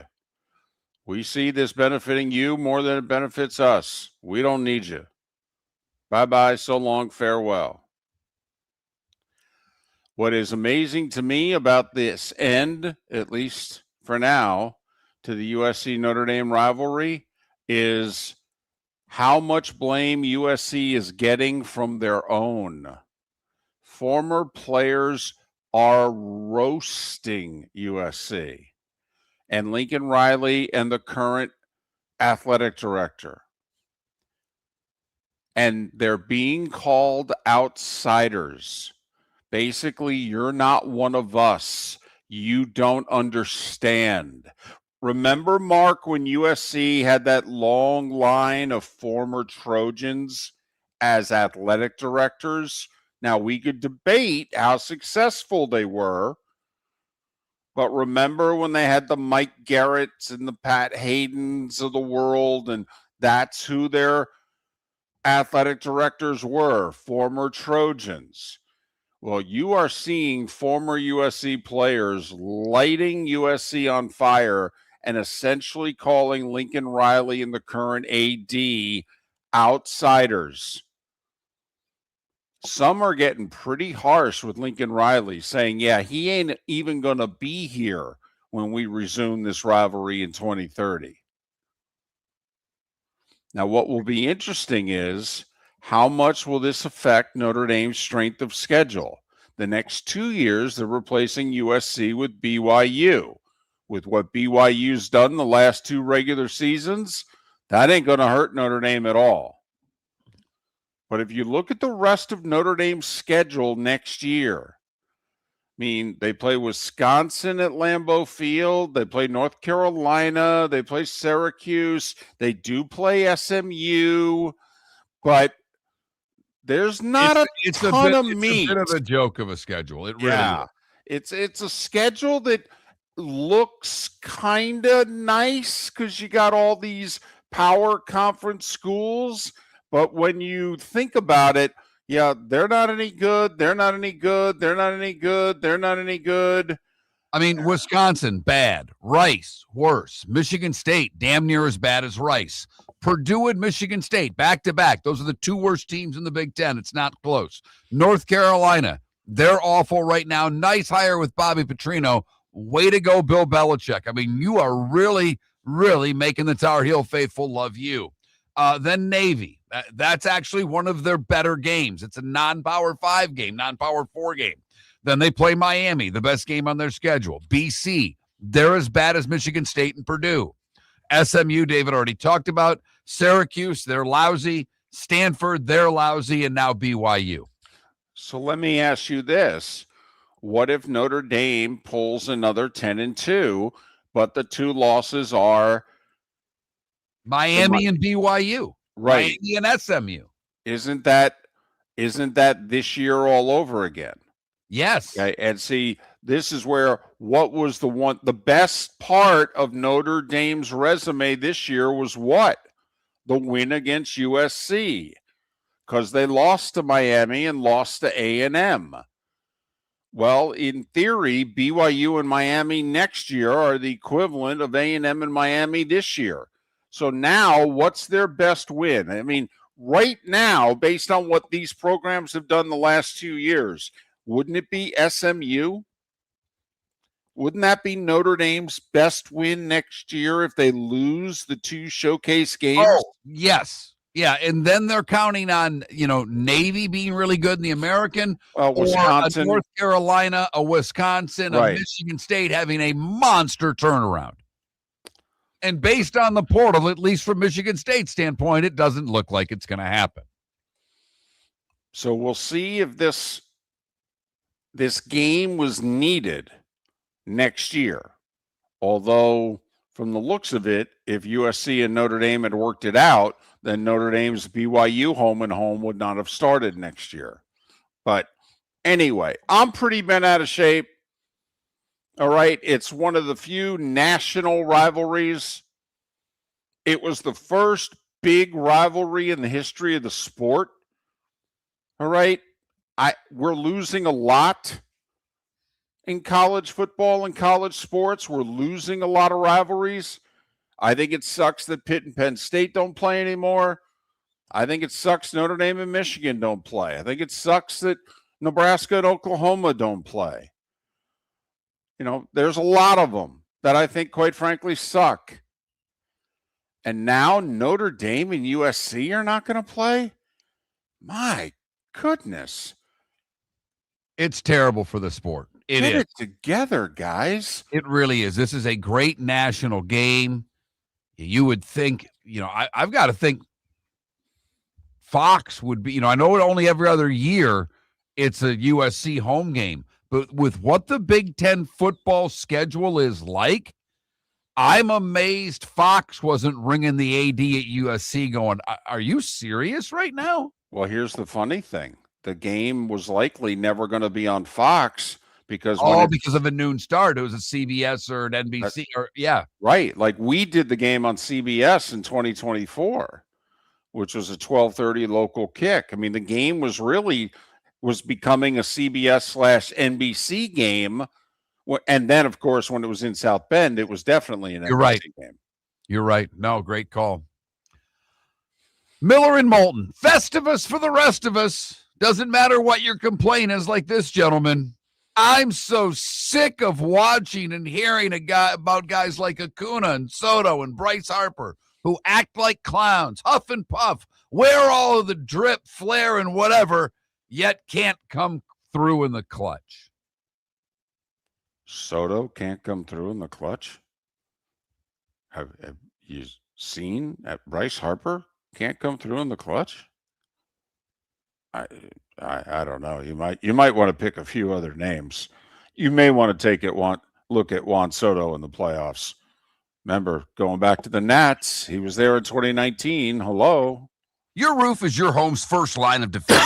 Pelican Roofing of Florida, Ronnie John and their team bring years of experience to protect what matters most, your family and your business. From residential repairs to large-scale commercial roofing, we deliver honest work, fair pricing, and quality you can trust. An upgrade on your roof can lower your insurance costs. Don't wait for a leak to turn into a disaster. Call the experts at Pelican Roofing today. 1-866-9-PELICAN. That's 1-866-9-PELICAN. Online at pelicanroofingcompany.com. CCC 1332512. Let's talk the big differences between Floor Meisters and the big box store that sells flooring. Floor Meisters is family owned. They do flooring, not doors, nuts and bolts, or weed killer. They specialize in it. They know it.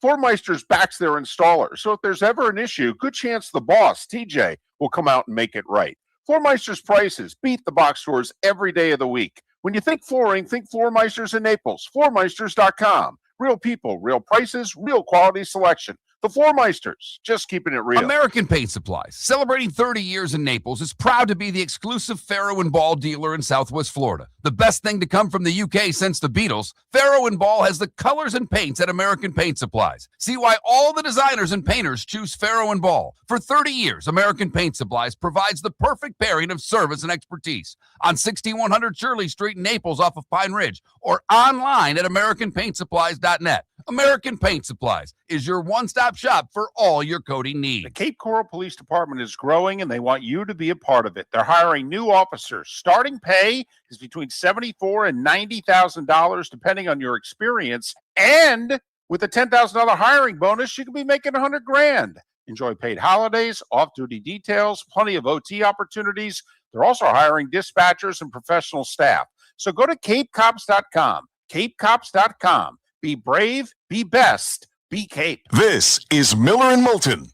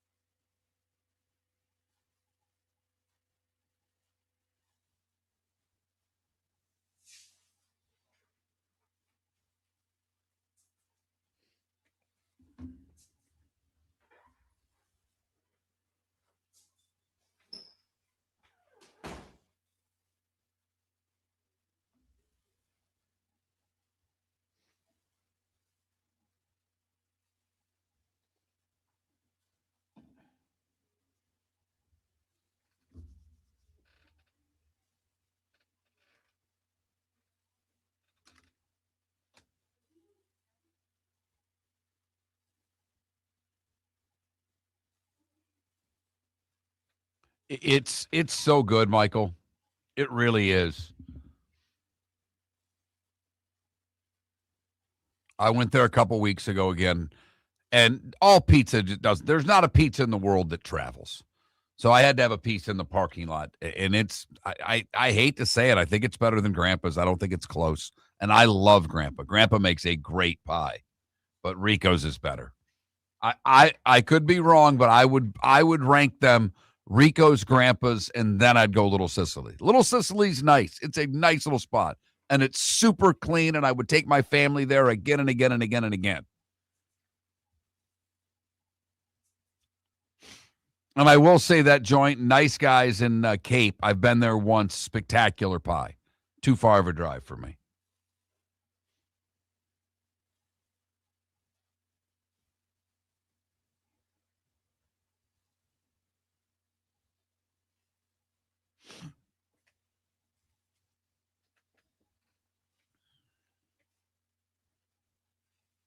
Yes, it is, Mr. Spivey.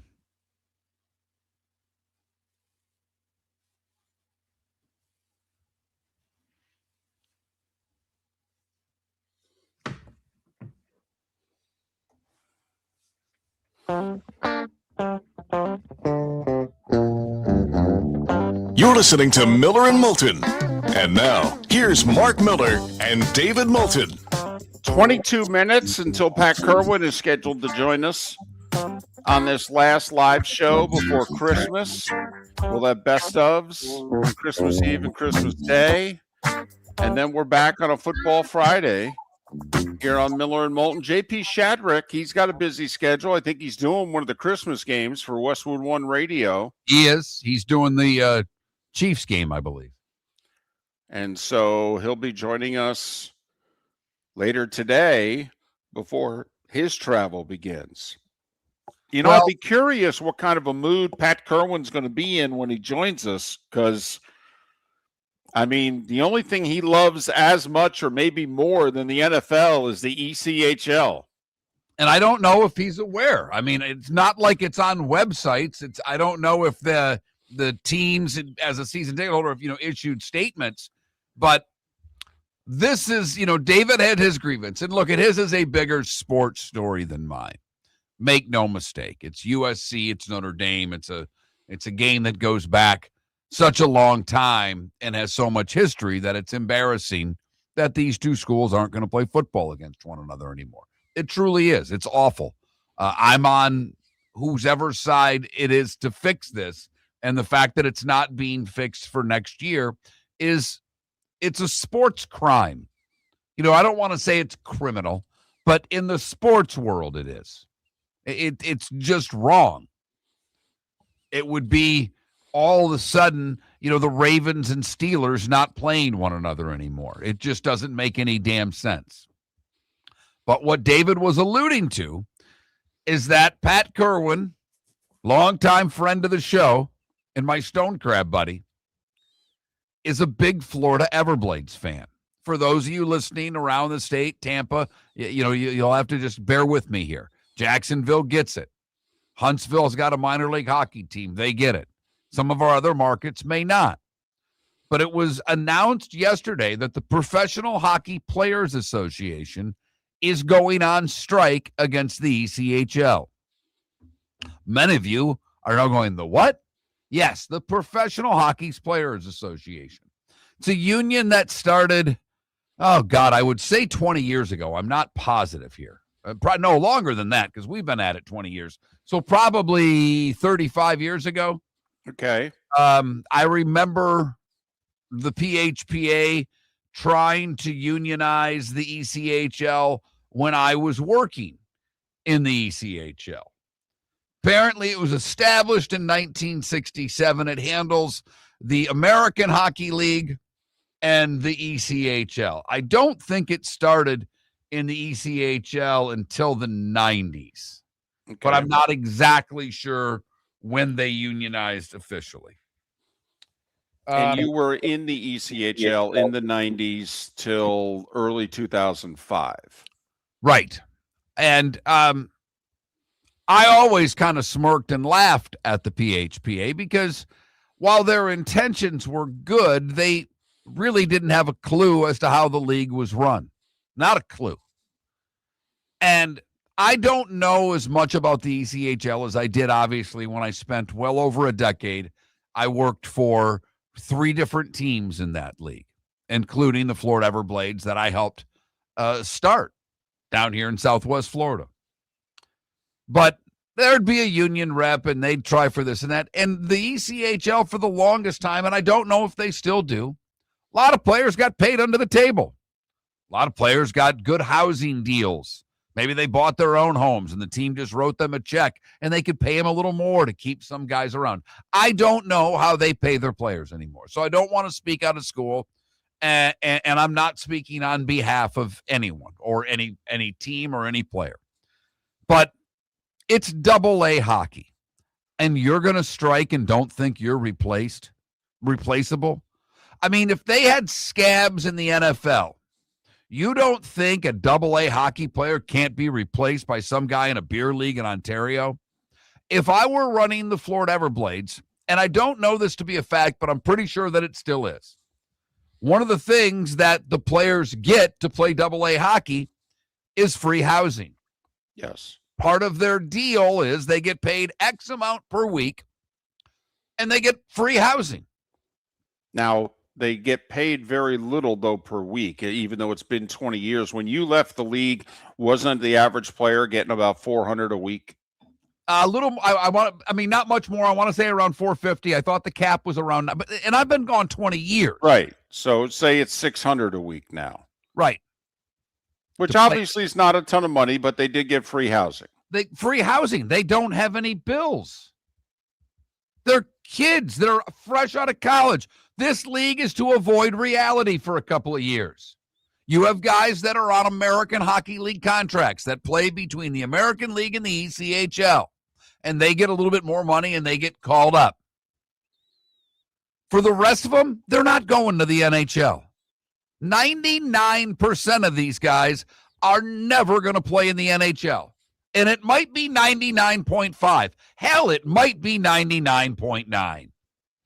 Right. It's not considered a developmental league is quite laughable. They do it because it helps to market the league, and occasionally there's a goalie or there's a player or someone on a rehab assignment can step down. But by and large, you don't go from the coast, as it's affectionately known. It was the East Coast Hockey League. They got rid of the name. It's now just the ECHL because they spread from coast to coast. And they've done a wonderful job in growth, and they do a wonderful job in providing what they are. The key phrase was always family affordable entertainment. The tickets are still family affordable. You can take your family to a Blades game, or what the hell, they the Icemen in Jacksonville? Yes. The Jacksonville Icemen, so I don't want to disparage our Jacksonville market. You can take your family to a game, have a really good night, see a good product for a reasonable price. You can. They do a terrific job here in Southwest Florida. They've done a hell of a lot to that arena. It's a nice night. As someone who used to work there, it's far better now than when I worked there. It ain't close. The arena, the amenities, and the things that you have. But I'm telling you right now, if I were running the Everblades or the Icemen and they wanted to put this strike out there, I'd have the moving trucks in front of their places on the 26th. And the moment they went on strike, I'd say, bye. I can get one that looks just like you. So you think you'd have no trouble finding 20 guys? Okay. I could have them by noon. Okay. All right. Now, there's a couple lower minor leagues that might not like me rating their teams, but I would. Right. One of them is, I think, the SPHL. Southern Professional Hockey League, I believe is the name. Right. And I think our Huntsville audience, I think they have a team. I know but Birmingham does. But these players, and as you mentioned during the starting five, the dates between Christmas and New Year's throughout the league are very well attended. Right. This is on purpose. The date of this strike is on purpose. They're trying to hit these owners, most of which don't make a lot of money, if any at all. It's a hobby. Now, the Florida Everblades have done very well. They're a profitable franchise, but I don't know by how much. I know what we used to do many years ago. I would be done with them. If they want to strike, good luck. UPS is hiring, boys. Get a job. I believe Go tempt the real world and see what you make when you really have to work. You're not professional hockey players. You're minor league professional hockey players. And don't ever forget that. Quit trying to act like you're playing in the major leagues. Your brethren in the NHL have barely acted like this, and we've seen how that's gone over with fans over the years. Now, you know, and you're still in touch with at least a handful of former ECHL players because they've stayed in the Southwest Florida area, and that's where you still live. I'm curious, did you reach out to them last night? Because I was the one that texted you this, along with our former producer, John Cassio, and because he's become a big Blades fan. He takes his two sons to as many games as he can get his hands on. You know, he's distraught because I guess he had one of his sons that was going to ride the Zamboni this coming. Oh, no, I think the kid was going out on the ice in the pregame. I don't think it was just Zamboni. I think that's the kid that gets to go out with the team for, starting lineups. Oh, okay. So, but anyways, this Saturday night was going to be a big night for one of his two sons, and they're both playing youth hockey, blah, blah, blah. And, like I said, I know the Blades were planning this coming Saturday, the 27th. They were going to play 5 games in 8 days. They were going to have a Saturday, Sunday, Monday homestand, and then they were going to have the following Friday, Saturday, the 2nd and 3rd. So they were going to have 5 games in 8 days. And they were going to draw over 30,000 people. Oh, yeah. I mean, they might have had 5 sellouts. I was going to say might be 35 because it holds around 7. I mean, there's a chance they could have sold out every game, and this could get resolved by the 26th. That today's the 23rd. They're putting the power play on the owners. We'll see what happens. I know Jacksonville was going to host this Friday and Saturday. After Christmas, they were going to host Orlando. And those games were probably going to do very well for the Icemen. So, we'll see. We'll see if the ECHL owners, Mark, go your route. If they basically say to the players, well, then your lease is up at the end of the month, and we'll have your replacements ready for January 1st. That you can drop all your equipment off. You're done. You need to get out of those places by the 31st because your replacements are moving in by the 1st, and we're going to resume the schedule on January 2nd. Okay? I mean, because that's what you would do. You would be, if the league would be having their Zoom calls today, what are we going to do? And you're saying that's what you would do. You'd Reagan the air traffic controllers then, wouldn't you? Oh, yeah. Oh, absolutely. 100%. I did text with a couple of former players last night. One of which started with, "That's blanking dumb," and followed with "just stupid." The other one said, "Wow, does this mean I'm going to get called back up to play?" It's possible. Hey, Phillip Rivers is back in the NFL. I mean, and, lost in the fact they've gone 0-2 with Phillip Rivers is the fact that the old man looked pretty good last night. I mean, he looks awkward. He's, he doesn't look athletic anymore. The arm looks like a noodle. Okay, but he threw for 277 and 2 scores. It was something. You are right. The arm angles and just, the couple of the long balls don't seem to have anything there, but it certainly seems, David, that his teammates have had the ultimate respect for what he's done. And they've lost 2 games. Yeah. But he's in charge, though. I mean, he is firmly in charge. He's doing everything at the line of scrimmage and he is clearly in charge. Doesn't he look like a combination of like a gummy bear and a ramen noodle, though? Doesn't he look isn't he just like all sorts of Isn't it like Jim Furyk's golf swing? I mean, isn't he just all over the place? A gummy bear in a ramen Well, noodle. I just seen nothing but like knees and elbows and arms flailing, and it just he looks. I mean, we haven't seen him in 5 years. I kind of forgotten, what a wet noodle his arm was by the end of his career, and then now he's 44, and it's even more of a noodle. I mean, it just.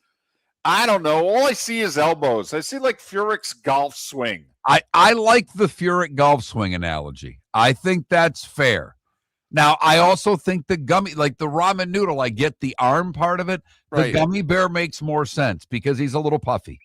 Yes. And when he got sacked last night, I even had the feeling like the other guys, once they've got him wrapped up, it's like we can't throw the old man down, can we? Can we place him?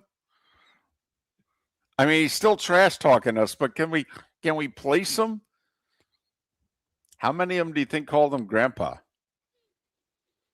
Maybe not early in the game. He was kind of lighting them up early. Yeah. When he came down and scored right away, come on, you had to be a little fired up. First 2 times. It's 14-14 early second quarter. Rivers looking over at Purdy and saying, hey, son, we're going toe-to-toe tonight. So Miller and Moulton, with an emphasis on Miller's thoughts on the ECHL strike, and he would play hardball. That's my Festivus grievance for you. Your sports grievance, we'll take him on the Pelican Roofing of Florida text line. 21,000's the number. If you've not texted the show before, you need to text the keyword Miller. We'd love to hear what your gripe is. Like this gentleman, Festivus grievance, John Harbaugh blowing second half leads. Boy, that's for a really good coach over a long time. He's got a lot of them. We may ask Pat Kirwan about just that subject and everything else that has to do with the National Football League.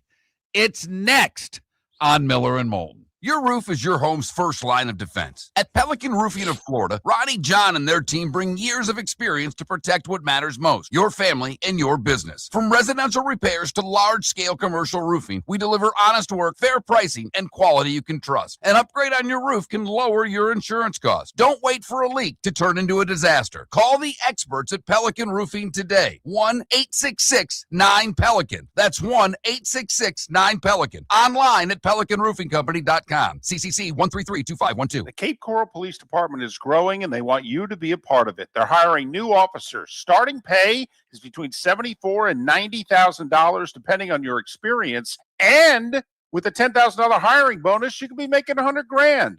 Enjoy paid holidays, off-duty details, plenty of OT opportunities. They're also hiring dispatchers and professional staff. So go to CapeCops.com. CapeCops.com. Be brave, be best. Be Cape. Football season is back, and celebrate your game day with Jimmy the Beef Guy. We're talking tender, juicy Chicago beef sandwiches. Whether your party's for 10, 100, or 200, bring game day to your house with Jimmy the Beef Guy. The catering packages come with the beef, the gravy, the peppers, the bread, everything you need. 2 convenient locations, Fort Myers and Bonita Springs. Skip the ordinary and bring the beef. Jimmy the Beef Guy, Chicago flavor, Southwest Florida style. Call today or visit jimmythebeefguy.com. Tell him Miller and Moulton sent The you. 2025 Industry Appreciation Awards in Fort Myers have wrapped up, but the celebration of business excellence continues, hosted by the Lee County Economic Development Office, Horizon Council, and Horizon Foundation. This annual event honors the innovators, job creators, and community builders driving the region forward. Visit industryappreciationawards.com to see this year's winners and learn how local businesses are shaping a stronger, more resilient economy for Lee County, building a better community through business, sports, and tourism. Honey, you want to come out? I haven't seen you since Glass Doctor installed our custom shower enclosure. No thanks. Well, you can't keep eating breakfast in the shower, and laminating your magazines is getting expensive. You remember we have guests coming over tonight, right? Oh, I'm sure they'd love to see the shower. It's our neighbors, and I highly doubt they want to be hanging out in our bathroom. The shower's so good, you'll never want to leave. Visit glassdoctor.com today and schedule an appointment online. Mark Miller for Sleep Treatment Direct. They are helping me with sleep apnea. And by helping me, I mean curing me. No more CPAP machine, no more snoring, no more tossing, no more waking up exhausted. Their expert team got me the right treatment fast and hassle-free. If you want to feel energized and get rid of your snoring, call Sleep Treatment Direct today. 444-1741. That's 239-444-1741. Sleep Treatment Direct. Sleep safe and sound. This is Miller and Moulton.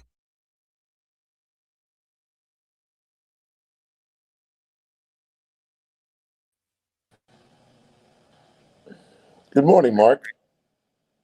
Good morning, Pat. How are you? Oh, no. Can't hear me. No, don't tell me. Nope. Hello. Mark. Hello. I'm talking, Pat.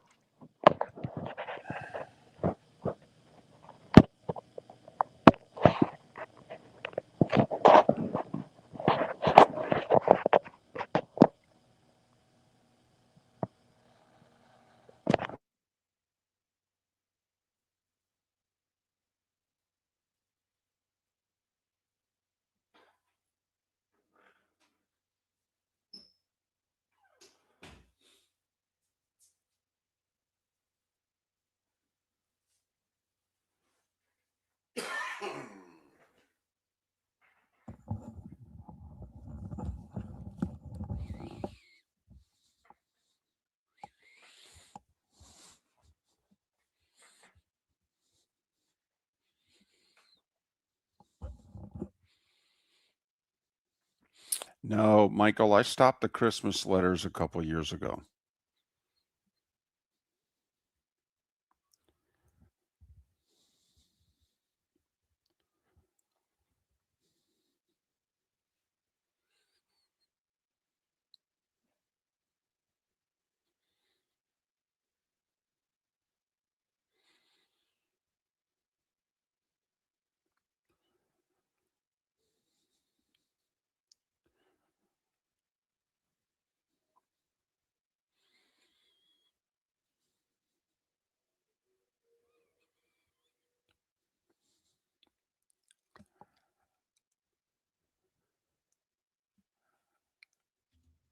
David, when Pat comes up, add him to the stage if I'm not looking. Okay. It's weird. I thought he was there. He couldn't hear us. Couldn't hear me. Golly. That's got to be on his end.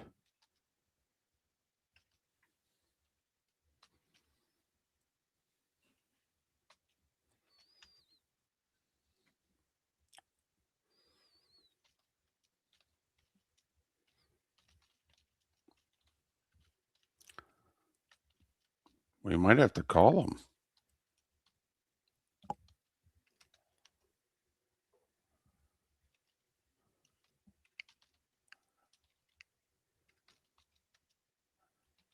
Left Twix, we just did 5-7 minutes on Phillip Rivers.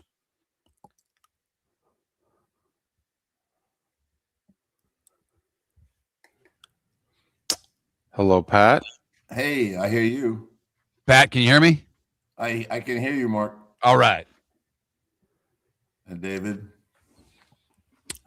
Hey there.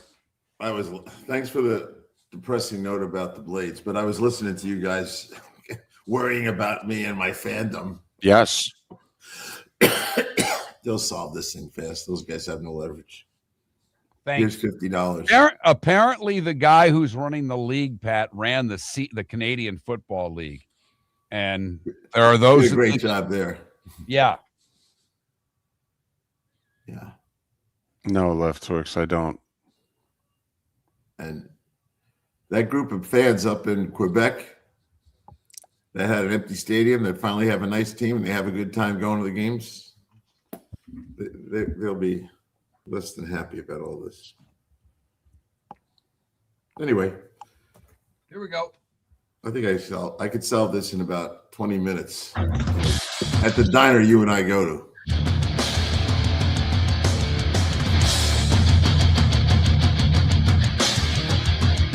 You're listening to Miller and Moulton, coming at you from the Floor Meister Studios. Floor Meisters, keeping it real.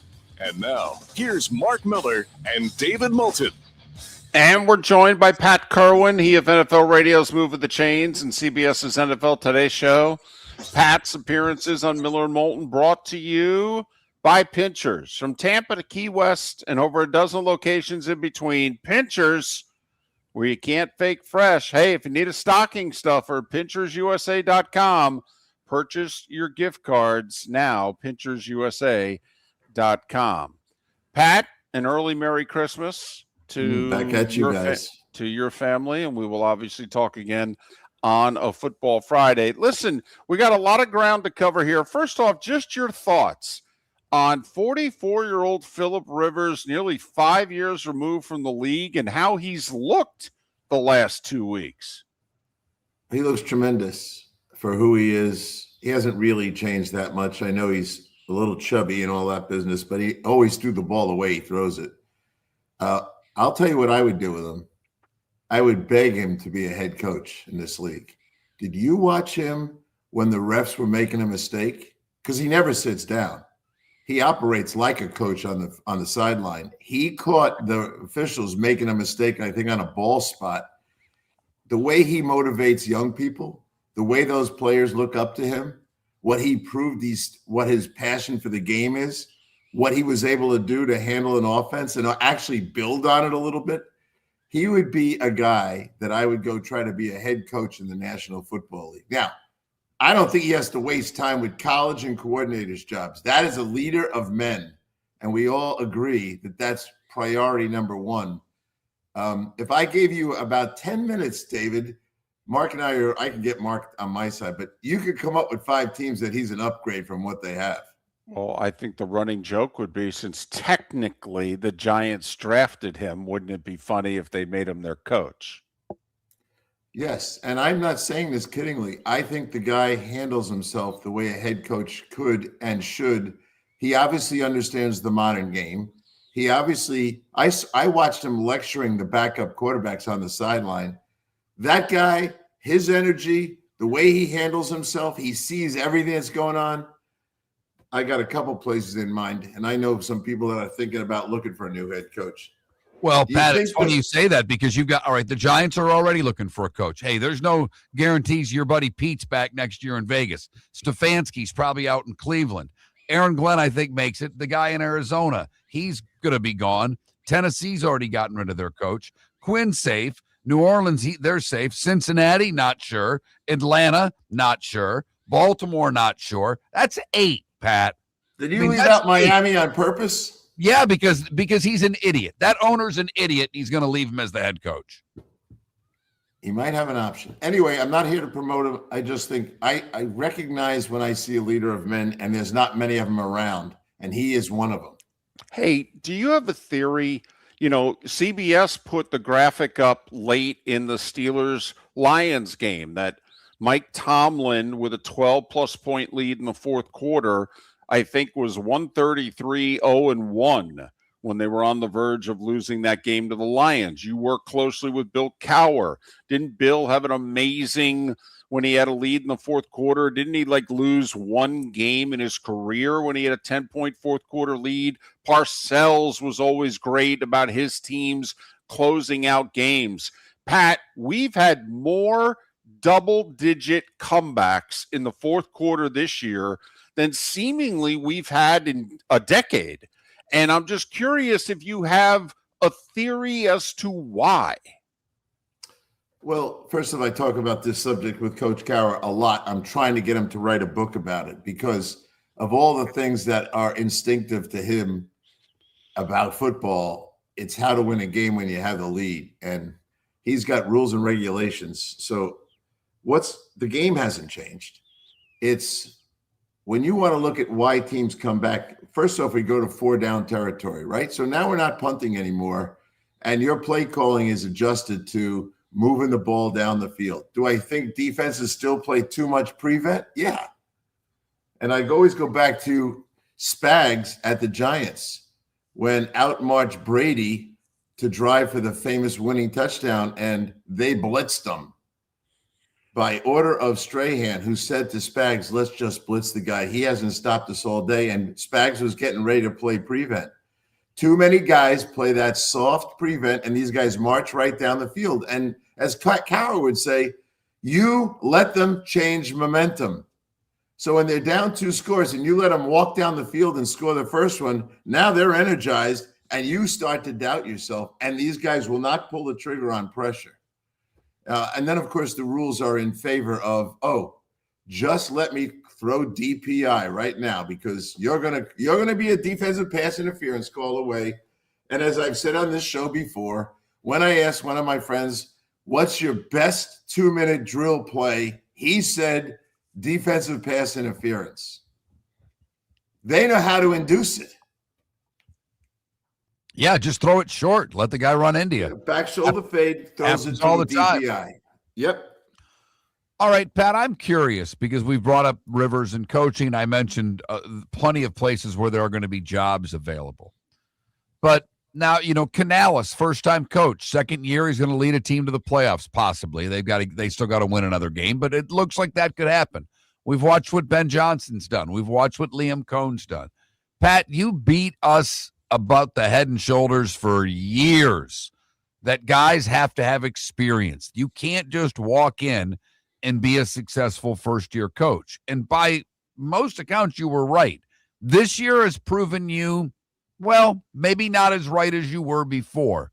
So if you're giving advice to owners who are going to be hiring new coaches, would you still give them that same advice that they have to been there, done that?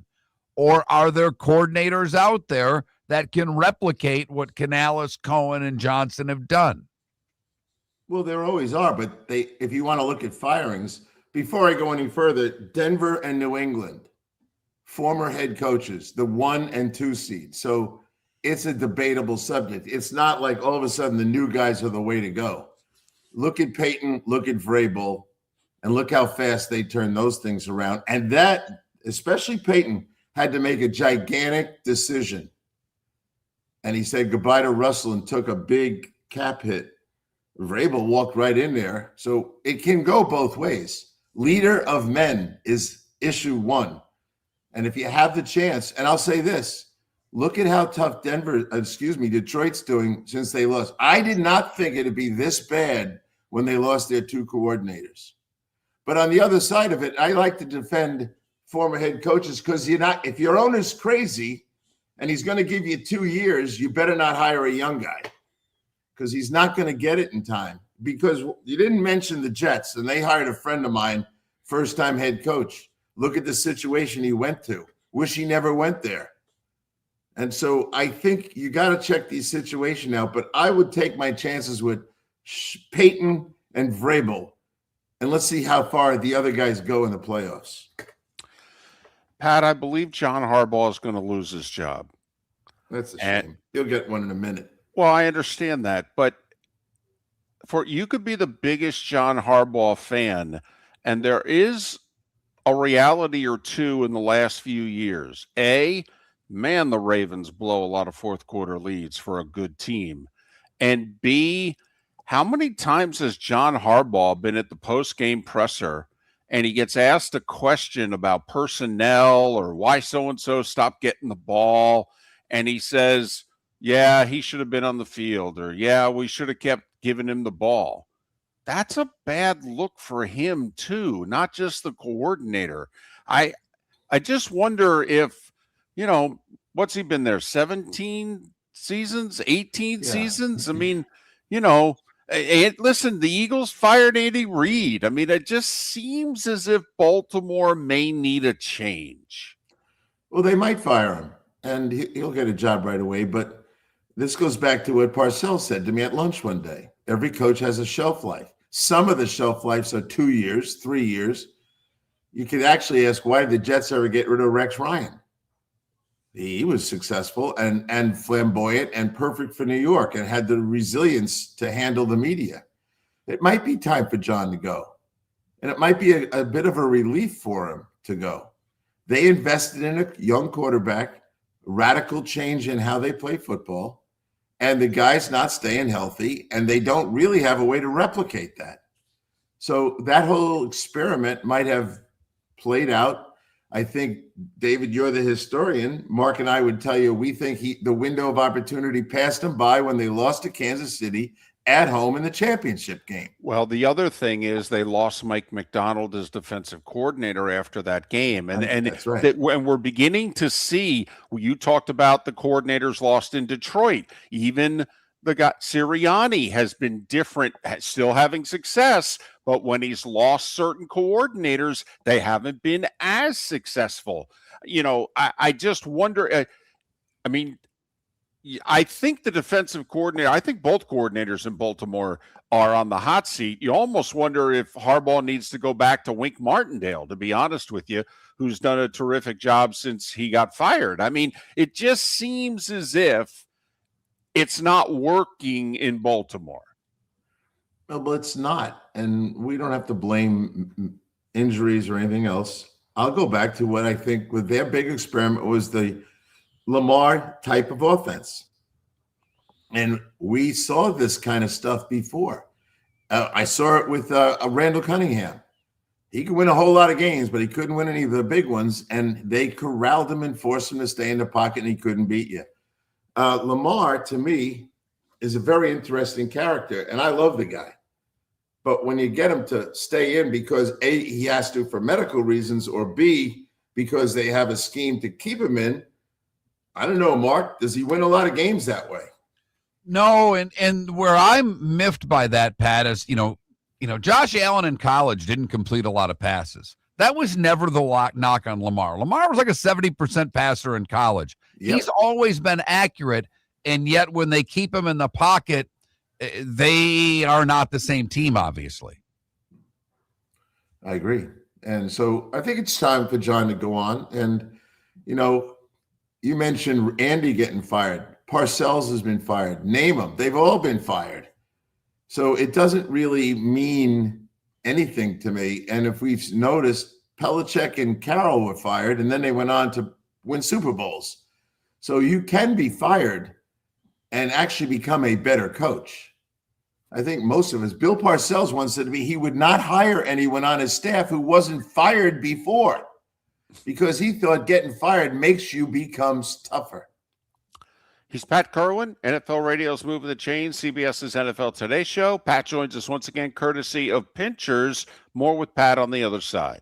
Your roof is your home's first line of defense. At Pelican Roofing of Florida, Ronnie John and their team bring years of experience to protect what matters most, your family and your business. From residential repairs to large-scale commercial roofing, we deliver honest work, fair pricing, and quality you can trust. An upgrade on your roof can lower your insurance costs. Don't wait for a leak to turn into a disaster. Call the experts at Pelican Roofing today. 1-866-9-PELICAN. That's 1-866-9-PELICAN. Online at PelicanRoofingCompany.com. CCC 1332512. This December, watch the nation's best high school basketball players compete in the City of Palms Classic. Fort Myers will once again welcome future college and NBA stars as they square off at Suncoast Arena from December 18th through the 23rd. Come see Southwest Florida's own Bishop Verreau versus Barron Collier on Sunday night, December 21st. For tournament information, please visit cityofpalmsclassic.com. Lee County, building a better community through business, sports, and tourism. American Paint Supplies, for nearly 30 years, is your one-stop shop for all your coating needs. If you are a designer, a contractor, a professional painter, or a weekend warrior, American Paint Supplies is the place where experts go to get expert solutions. At 6100 Shirley Street in Naples off of Pine Ridge, American Paint Supplies delivers the best solutions with the best products with the best support. Meet Gene and his team today at American Paint Supplies. Call 239-566-2700. That's 566-2700 or online at AmericanPaintSupplies.net. Let's talk the big differences between Floormeisters and the big box store that sells flooring. Floormeisters is family owned. They do flooring, not doors, nuts and bolts, or weed killer. They specialize in it. They know it. Floormeisters backs their installer. So if there's ever an issue, good chance the boss, TJ, will come out and make it right. Floormeisters prices beat the box stores every day of the week. When you think flooring, think Floormeisters in Naples. Floormeisters.com. Real people, real prices, real quality selection. The Floormeisters, just keeping it real. This is Miller and Moulton.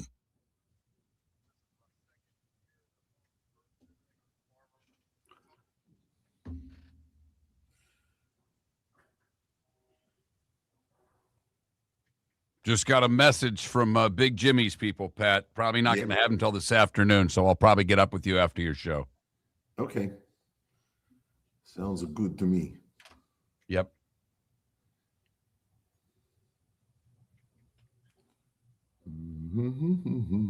No, look, is Aaron Glenn going to survive? They're not going to one and done him, are they? It doesn't look like it. No, I think because he played there, I think they're embarrassed. The owners actually, he's not very good. We know that, but I don't think he's going to fire Aaron in 1 year. The owner's an idiot. He better not. Okay. Well, he let him trade away those two players. Well, yes, and his two best players on offense are injured, and he has no healthy or competent quarterback. And let's face that's it, partially his fault. Well, okay, he wanted Justin Fields. Okay, but I mean, they'll take a $10 million cap hit in 26. That's not the worst thing in the world. No, it's not. But he lost this year. Yeah, because he did. But they didn't have anybody though. Their options were shit. Well, yeah, but that's, to use your language, that was the biggest shit of them all. Maybe. I would rather have Russell Wilson than him. Russell's a quarterback. Justin's not a quarterback. I agree. I just think the Jets were tanking this year anyway. I mean, they thought. I'm going to tell you, I talked to Aaron at length and I said, "What are you doing, dude?" And he said he played really good against us when I was in Detroit. I go, that is not true. He ran for a bunch of yards. At practice, the day I watched practice with him, it was embarrassing how bad they were. They were trying to run a drill in the red zone, right from about the 18-yard line in, and they couldn't ever score. And they got pushed back by their own defense so many times they missed the field goal and they had to take the field goal. I go, and then he said to me, "Well, we're holding him back. We're going to let him run more in games." I said, "Don't worry. You don't have to tell him that because that's what he's going to do because he can't read coverage." Anyway, your question was, will they fire him? I don't think so. Although, they kind of always watch the Patriots. What the Patriots do, fired and that was one of their guys. Yeah, but they had Vrabel. I mean, that's the other thing. Who's out there now? I'll say this: if a John Harbaugh, if a Kevin Stefanski, if somebody like that becomes available, a couple of guys might get fired who we thought were safe. I agree with that. And what would it won't entice John, but it could entice Kevin. And what will Kevin like about the thing? All those draft picks. Right. He's gonna get a quarterback in the draft that he can start from day one with. And he's going to get a lot of other things to go along with it.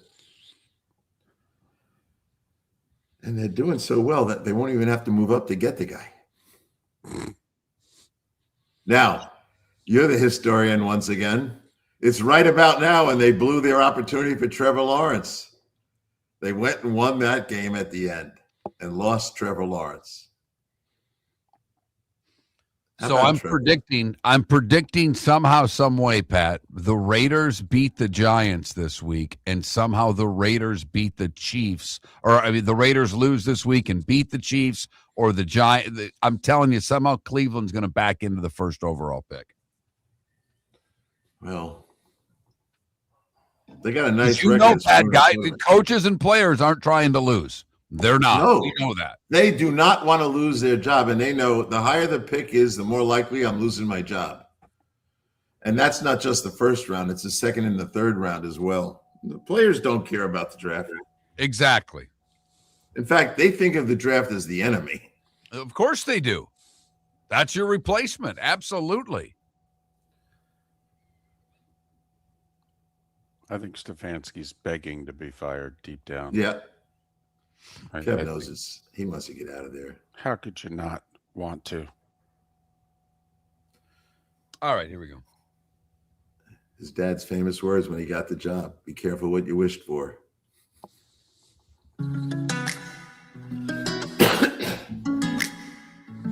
Welcome back to Miller and Moulton. Text the guys what's in your mind at 21,000.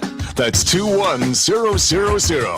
And now, here's David Moulton. Our remaining moments with Pat Kirwan, NFL Radio's Moving the Chains, CBS's NFL Today Show. Pat and all our guests join us on the American Paint Supplies hotline. Pat's appearances specifically sponsored by Pinchers from Tampa to Key West and all points in between. Pinchers, where you can't fake fresh. Well, how about this Trevor Lawrence and the Jags scoring 25 or more against everybody? Trevor Lawrence accounting for 10 touchdowns the last 2 weeks. They went to Denver and did what no one's done all year. Not only did they beat them, they scored a boatload of points. How about this Trevor Lawrence Jags offense? Well, I was reluctant to get excited about them when they were winning games earlier. Who were they playing and all that business? But we did discuss this last week. Go to Denver is like a real test. And I remember saying, if they do something here, that would change my position on who they are. What I've said all along about Trevor is he never would run. And he's a very talented runner. He's big and he's fast. Last week was a great example of what he brought as another dimension. He ran the ball 6 times. 4 of them moved the chains. 1 of them was a touchdown. All he has to do is, they're not going to spy him because he's not that kind of runner. But if he would just move the chains, he's not Josh Allen, but he's a guy that could just, and he did it 4 times of the 6 runs, move the chains. And that's important. It causes problems for the defensive guys hate that gray area. Not fast enough, athletic enough to be spied, not a statue like Tua, but he's going to take off. And Liam's done a nice job of getting him to understand what other skills he has. So, yeah, and they play defense. Excuse me. So we'll see where it goes. We all know right now if the playoffs started, Buffalo would be going to Jacksonville, correct? Yep. Yes. And we talked about this last week. That could be a debatable who you taking game. Oh, there's no doubt. And there's a lot of that. And that leads me to, we have 2 poll questions up. And I usually don't ask you our poll questions, but I'm going to ask you to rank them because in the AFC, which division leader do you have the least amount of faith in? We threw Pittsburgh out because that's the easy one. But out of Denver, Jacksonville, and New England, rate your faith in those teams heading into the postseason. Well, it's interesting. Personally, I would say right now it's still Jacksonville, even though they beat Denver. That's my first reaction to that. I'm not going to go completely nuts here and say, oh, my God, they're the greatest thing. It's like me. You'll ask me about the NFC. I'd say the same thing about Chicago. I'm not ready to say they can go. The playoff football, if you heard it once, you heard it a million times. It is different. There is pressure. It's not just on the players. It's on the coaches. The first playoff game I was involved in, I could not believe some of the assistants, they were tied up in a knot tighter than I thought. I wasn't ready for that part of it. So it gets bigger. Okay, with that being said then, Pat, because we all agree that the team with the pedigree in the AFC are the Bills, but they've never done anything. It's been a long time since they've gotten to the final game. Most of these players weren't born when that happened. So while everybody may have the most faith in the Bills, do they then have the most pressure on them? And do they have the ability to then handle that pressure? Well, they got the first opportunity handed to them when Mahomes got knocked out of the playoffs. We all said back in August, the only way Buffalo or Baltimore will get there is if Mahomes gets beaten by somebody. Well, he got beaten by the season. I don't think Buffalo's defense is good enough for everybody to hang their hat on them because of Josh Allen. I think he's a great player, and I think the running back is good, but the defense can be shaky at times. Then you ask yourself, well, who out there in the AFC is going to stop that offense? I think Houston could be a big problem if they ever got stuck playing those guys. They play defense. Denver, outside of the other day, plays defense. We might all look back on this loss to Jacksonville and call it a silver lining that it woke Denver up. They were getting a little too cocky. As Shannon Sharp said, when we started winning, that was 11 straight home games, right, Mark? Yeah. 15 I wonder straight home games. if they did all the extra film work. Yeah. So I could see, and I could tell you Parcells is telling Sean, this is the best thing to happen to your team. Now you can rip them. Now you can coach them the way you wanted to coach them. Because success usually turns to deaf ears from players. Yeah, right, coach. Yeah, Jacksonville. Oh, yeah, they're really good. I guarantee there was just a little emotional letdown before that game. Trying to think all the worst to firsts that's going on. Washington did it last year. You got New England, Chicago, the Niners, although a lot of us thought they'd have a bounce back. But Carolina, Jacksonville, Denver was a 10-win third-place team from a year ago. But, we've got a lot of teams, Pat, that are going from 3, 4, 5 wins to 11 to 14 wins in 1 year. You always talked about winning and hope. I sense this offseason more teams will have more hope because they've got more examples in the last 18 months to point to. Well, I'll speak for myself. There's 4 division leaders in both things. So there's 8 teams, right? Mm-hmm. Did anybody pick more than Philadelphia to win the division? Look at those 8 teams and tell me you picked them. I picked Denver, but I think that's the only other one. And I picked Seattle, believe it or not. But I did that totally on a lark because I said I was clueless in the NFC West, but I did pick Seattle. So technically I've got 3 of them right. So far. Well, you're going to get a big prize from me because no one else said 3. Most people said 1, Philly. And so that's interesting about the league. That's what the NFL wants. Owners are going to look at this that have bad teams and think, how do I become one of them? Now, Carolina's still got a little bit of work to do here. They could be bumped out completely and erased, and people will say, hey, they had a heck of a good year. It was a building block year, but we'll see if they can handle what has to be done. Well, sorry. Go ahead. No, there's a bunch of good games this week. It's amazing we keep talking about that. But you know what, Mark, because you always zing me on my love affair at 1 o'clock. Did you notice the 4 o'clock window on Sunday? 2 games. One is the Raiders and Giants, and the other one's Philly and Buffalo. And that's it. They have destroyed because of Christmas and Saturday. They've taken all the games. And Sunday, I'm thinking I'm going to catch an early flight back to Florida. Why am I hanging around for the Vegas Giant game? Exactly. I tell you what, as long as you get a TV on the plane, you can watch the other one. You'll be fine, Pat. Yeah. But, no one's going to ask me one question about that game next week except David. That's a good point. But David made the point about all the worst to first. Well, Chicago and the Patriots, and it turns out Carolina and Jacksonville. We're all talking about quarterbacks that were first-round guys. So we've got about a minute, Pat. When the Giants are a team that can turn it around. We think they have a quarterback. Tennessee, we'll see if they have a quarterback. Washington, we'll see. Atlanta. When you look at these bottom teams, when you look at Penix and what he did, and I don't know if he'll be back in time anyhow, but Penix, Dart, Daniel's healthy. We know what he can do. But if you're taking one of these jobs that's going to be available, you're looking at quarterback first. Which one do you trust? I like Dart. If he doesn't knock himself unconscious, that's a gamer. He's tough. He's got arm talent.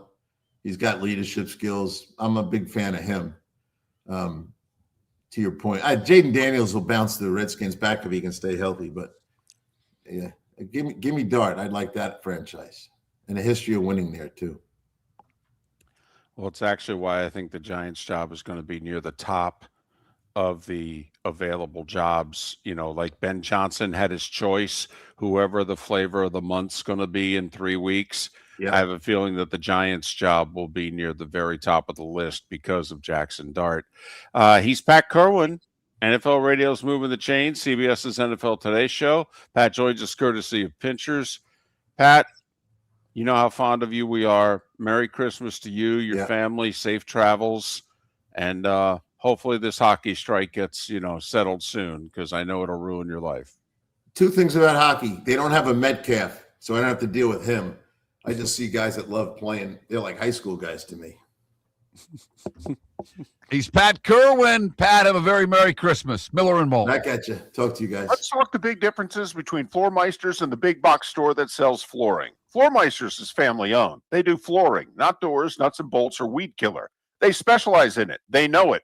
Floor Meisters backs their installer. So if there's ever an issue, good chance the boss, TJ, will come out and make it right. Floor Meisters prices beat the box stores every day of the week. When you think flooring, think Floor Meisters in Naples. Floormeisters.com. Real people, real prices, real quality selection. The Floor Meisters, just keeping it real. American Paint Supplies, for nearly 30 years, is your one-stop shop for all your coating needs. If you are a designer, a contractor, a professional painter, or a weekend warrior, American Paint Supplies is the place where experts go to get expert solutions. At 6100 Shirley Street in Naples off of Pine Ridge, American Paint Supplies delivers the best solutions with the best products with the best support. Meet Gene and his team today at American Paint Supplies. Call 239-566-2700. That's 566-2700 or online at AmericanPaintSupplies.net. Cape Coral Police Department is growing and they want you to be a part of it. They're hiring new officers. Starting pay is between $74,000 and $90,000 depending on your experience. And with a $10,000 hiring bonus, you can be making $100,000. Enjoy paid holidays, off-duty details, plenty of OT opportunities. They're also hiring dispatchers and professional staff. So go to CapeCops.com. CapeCops.com. Be brave, be best, be Cape. Your roof is your home's first line of defense. At Pelican Roofing of Florida, Ronnie John and their team bring years of experience to protect what matters most, your family and your business. From residential repairs to large-scale commercial roofing, we deliver honest work, fair pricing, and quality you can trust. An upgrade on your roof can lower your insurance costs. Don't wait for a leak to turn into a disaster. Call the experts at Pelican Roofing today. 1-866-9-PELICAN. That's 1-866-9-PELICAN. Online at PelicanRoofingCompany.com. CCC 1332512. This is Miller and Moulton.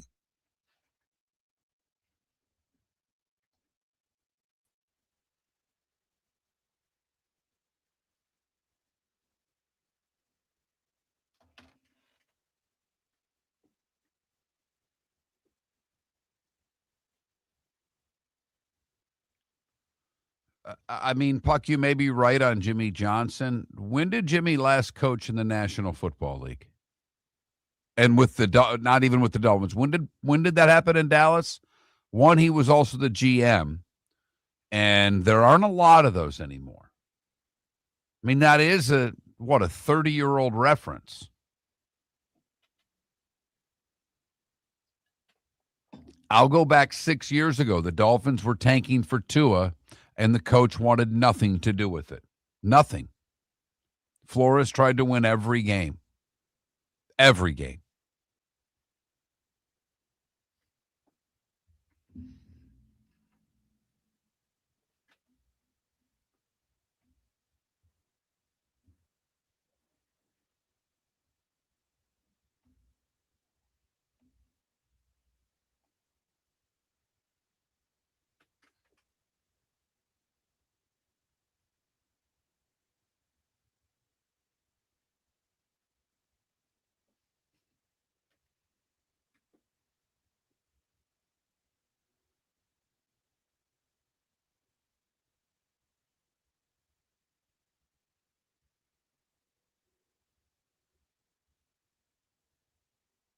Turns out that way, Stumpy. It definitely does.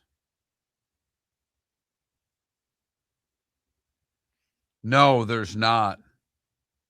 DTW. No. I mean, I'll be curious and I think that the draft gurus have kind of changed their boards, and I think they place quarterbacks a lot higher than they actually think. But I'll be curious when someone does a, best 50 player list here in the next few weeks, where a quarterback comes on the list. Now, we all know that Mendoza there from Indiana is probably going to go first overall or second overall, but if the Giants have it, they won't take it. But, David, I was just saying, I think the draft experts have started redoing their boards a little bit, because they know how quarterback heavy the early part of the draft has become. But when someone lists their top 50 players, where do you think quarterback will be? 7th? 8th? You know what I mean? Like Mendoza might go first overall. I get that from the mock standpoint. Right, but when they do the boards, right, like there may only be 2 quarterbacks with first-round grades. Correct. Right.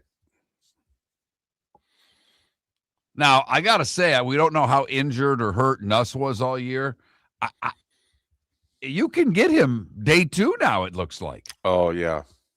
And I'd be all over that. If put it this way, if I'm the Rams picking 32nd, I might be interested there. You know what I mean? Mm-hmm.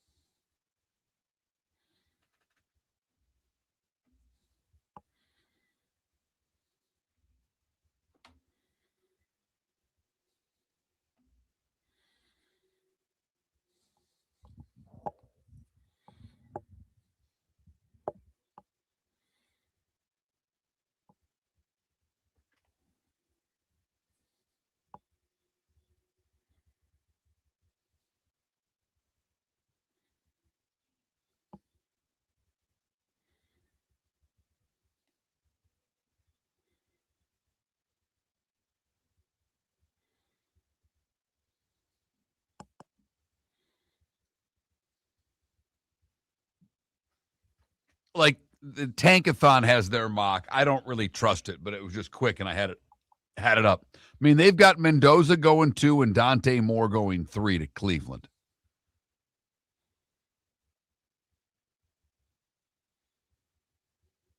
And then, but they've got Averill Reese going to your Giants, the linebacker from Ohio State.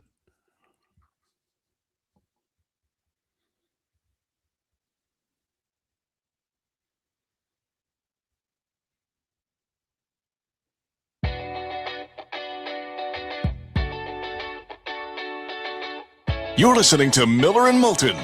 And now, here's Mark Miller and David Moulton. 22 minutes till the top of the hour. That's when JP Shadrick will join us for his weekly visit. Then he's got to head on the road. He's doing, I think it's Broncos Chiefs Christmas night on Westwood 1. An NFL triple header, by the way, to go with the NBA extravaganza. Well, they do 5, don't they? So it's does that qualify for an extravaganza? I think it does, David. So an NBA extravaganza. Thank you for properly saying that. And an NFL triple header, all coming up in roughly 48 hours. I got to admit, the NBA schedule's really good on Christmas. It really is. Yeah. Cavs and Knicks, and the Cavs have been a dud, but they're going to play their what's off. It's in the Garden. I mean, that's as good as you'll get the Cavs. They're going to take that game very seriously. And Donovan Mitchell's from New York, and the Knicks passed him over in the draft, and he's made them pay ever since. Spurs and Thunders, the 2:30 game. Wemby against OKC. I'm interested in that. And the Spurs got the better of the Thunder in the NBA Cup in the semifinals. Mavs and Golden State, a little Cooper Flag. Mavs are playing better now that everybody's a little more healthy. Golden State still worth watching. Houston and the Lakers, that's at 8. I mean, I know no one likes him, but it is LeBron. And probably his last Christmas game. Right. That other guy they traded for, he's pretty good there in L.A., and their young guys aren't bad. Houston, the best maybe young team in the league with KD. And then the T-Wolves and the Nuggets for those that would stay up. I mean, as far as the lineup goes, it's pretty good when you compare that to, I know the NFL's going to win, everybody, okay? I get it. And I know most of you hate me for talking about the NBA right now. Send your grievance to 21,000. It is Festivus after all. But here's your alternative. If you're just trying to not talk to your family, if you look at Christmas as a burden and you don't want to spend time with your family, or you're already sick of them at a certain point. But I mean, basketball does start at noon. You're cutting out early. But football, 1 o'clock, Dallas and Washington. I can tell you with the utmost certainty, David, I will not watch 1 second of that game. Not a second. I don't care. Won't have it on in the background at all? No, I'll put Okay. NBA. I would put I'm not joking. I would put either NBA game on before that. I would rather watch Spurs and OKC. I would rather watch Knicks and Cavs, and it ain't close. All right. Lions, Vikings. Explain to me why I need to watch that game. Two teams that aren't making the playoffs. And then Broncos, Chiefs. Would have been sexy as hell if Mahomes wasn't hurt. And Denver's a 13-point favorite on the road. I know the NBA wants to win every day, not just holidays. You know, they made sure last week they put two pretty damn good games up against the college football playoff. And the college football playoff games weren't good. We knew that going in. But I get that you all like the NFL far more than you like the NBA. I do too. But these games versus what the NBA is giving you, you're lapdogs if you're watching this crap. Well, you're lapdogs if you're this is crap. Now, the injury to Mahomes hurts the last game. And I get it. Lions and Vikings both underachieved. They were both unbelievable teams a year ago. Washington's quarterback's hurt, and Dallas was supposed to be a playoff team, but aren't they always? So you can watch, enjoy, but it's not a good lineup at all. 3 division games. The blue-gray game when you need it, David. Oh, wow. Going old school there. Wasn't that the Christmas Day game they used to give us? I believe it was. Was that in Montgomery? I think so. So I wanted to mention this story yesterday, but it was an overreaction Monday, and we had so much football to discuss that I didn't get it in. Didn't have time to get it in the starting 5. I got one golf story in, but I didn't get the best golf story from the weekend. I think one of the better sports stories. Did you hear about it? I don't know yet. You haven't. So, I okay. don't know. All right. I don't know of what you speak. Well, give me a few seconds then. All right. Well, So at the end of the year, if you are ranked in the top 50 in the OWGR, which is the official world golf ranking, if at the end of the year you're in the top 50, you get an automatic spot in the Masters. Obviously, that's a BFD. There are certain guys who are in the 50s and low 60s of the OWGR who had career years. This is the highest ranking they've ever had. Yet they still haven't won a tournament, and they do not have a spot in the Masters. There was one tournament left in the calendar 2025 season in which you could earn points and qualify for the Masters. It was last weekend. It was a DP World Tour event, which is the European Tour. Mark, the tournament was just east of Madagascar. It was 10,000 miles in the air from the eastern time zone of the United States. And there's a 26-year-old American golfer named Ryan Gerard. He's a North Carolina kid, and he's having the best year of his life. But he was 57th in the OWGR, and he doesn't have a win on his resume. But somebody pointed out to him, hey, you still have a chance to make the Masters. And he went, what? And they said, yeah, this DP World Tour event. Well, where is it? East of Madagascar. What? Yeah. But I can qualify for the Masters? Yeah. What do I have to do? Well, let me figure it out. And Mark, somebody said to him, you got to finish top 4. If you can fly 10,000 miles, enter this tournament, and finish top 4, you'll be top 50 in the world golf rankings, and you'll be in the Masters.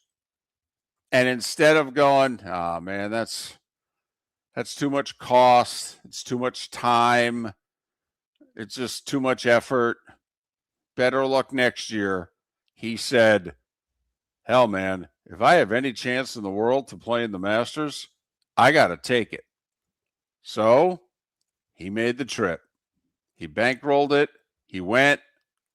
First 2 rounds, he's doing okay, but he ain't close to the top 10. Shooting like 69, 68. You got to go low in this one. Mark, in his 3rd round, he puts a 63 on the board. And next thing you know, he's in the final 2 groups on Sunday. He's right there. And then he goes out on Sunday and he shoots a 66. And he ends up being in a playoff to win the tournament. And even though he got beat in the tournament, somebody chased him down, shot 64, got in the playoff and beat him. Ryan Gerard went from 57th to 46th in the world golf rankings by finishing in 2nd in this tournament east of Madagascar. Maturius is the island that the tournament was held on. It's in the Indian Ocean. Right. It's a very wealthy island, apparently. They speak English and French as the national languages there. And it looks like a wonderful little island, David. Well, would you travel 10,000 miles with your golf clubs to try to qualify for the Masters in mid-December? 100%. And if I didn't have the money, I'd hit up everybody that I know. I mean, you got to think of that, because this isn't even, you said it's because this tournament was co-sanctioned by the European Tour and the Sunshine Tour of South Africa. Correct. Right. And this was the last event around the world where you could garner points to qualify and make the top 50. The guy who was 50th stayed at 50. But Billy Horschel got bumped. Now, I think Billy still has enough status to get in the Masters, but maybe not. And so Billy, I think, is 51 or 52. But anyway, this Ryan Gerard, 26-year-old American, made the effort, played the golf, and qualified for the Masters. Good for him. We got to remember him in 4 months when he's teeing it up at Augusta. Ryan Gerard. I think it's a hell of a story. East of Madagascar. How many of us played Risk? How many of us played the board game in which you look and look where Madagascar is? David, it looks like a flight, and I did this from Charlotte. Okay. He's from Carolina. Right. It's 29 hours and 38 minutes with 2 stops for just shy of $1,900. You would fly to New York. Okay. And then New York to Dubai. Hello. A 6-hour and 45-minute layover in Dubai. And then you would fly from Dubai to Mahiborg, which is in on that island. That's a 6-hour and 45-minute flight. There you go. So to review, you're leaving on the night of Tuesday, January 6th, and you're arriving Thursday morning. Huh? You said almost 30 hours. Yeah. Takeoff. Well, then the time changes. You're right. Right. Yeah. So, and David, I'm telling you right now, put it this way. The one pro golfer that I know, that I actually know could call up at any time, and he's now going to be a senior guy, George McNeil. If this were George 15, 18 years ago, when George was on tour making a living, and he had a shot at this, I can virtually guarantee that there are 10 guys at Fiddlesticks that would have ponied up the money. Hell, a couple of them might have said, I'm coming with you. We're taking my plane. I'll carry your bag. Let's go. Let's go. Let's effing go. Good for him. Great story. Glad you got to get that out, because that you couldn't have slipped that in the starting five, David. There was no time for that. No time to explain. No. So no, I was. That's a great story. When you said golf, the only story I had seen golf wise, they had the father-son, right? That PNC thing, and apparently somebody asked Kuchar, what's it like playing in the the sideshow that's the dailies, and they're just a sideshow, and Kuchar basically ripped the reporter without ripping him and said that there aren't two people I'd rather play with.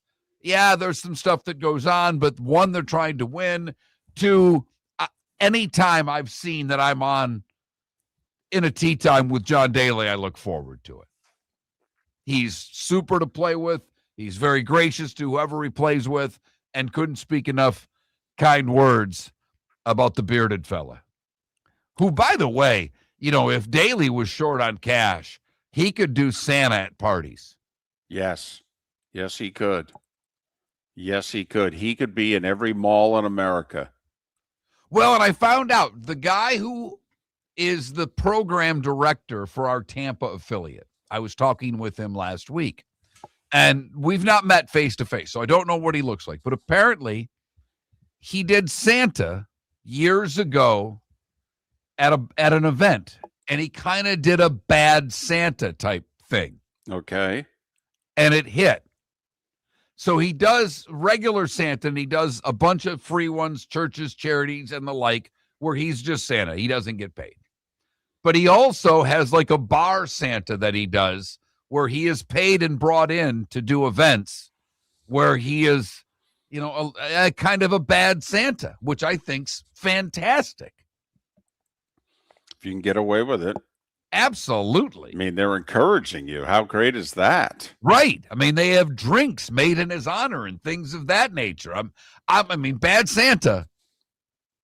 I like the premise of the movie. I have to admit. Miller and Moulton. The Diamond District bonus hour is coming up. JP Shadrick to talk the JAGS.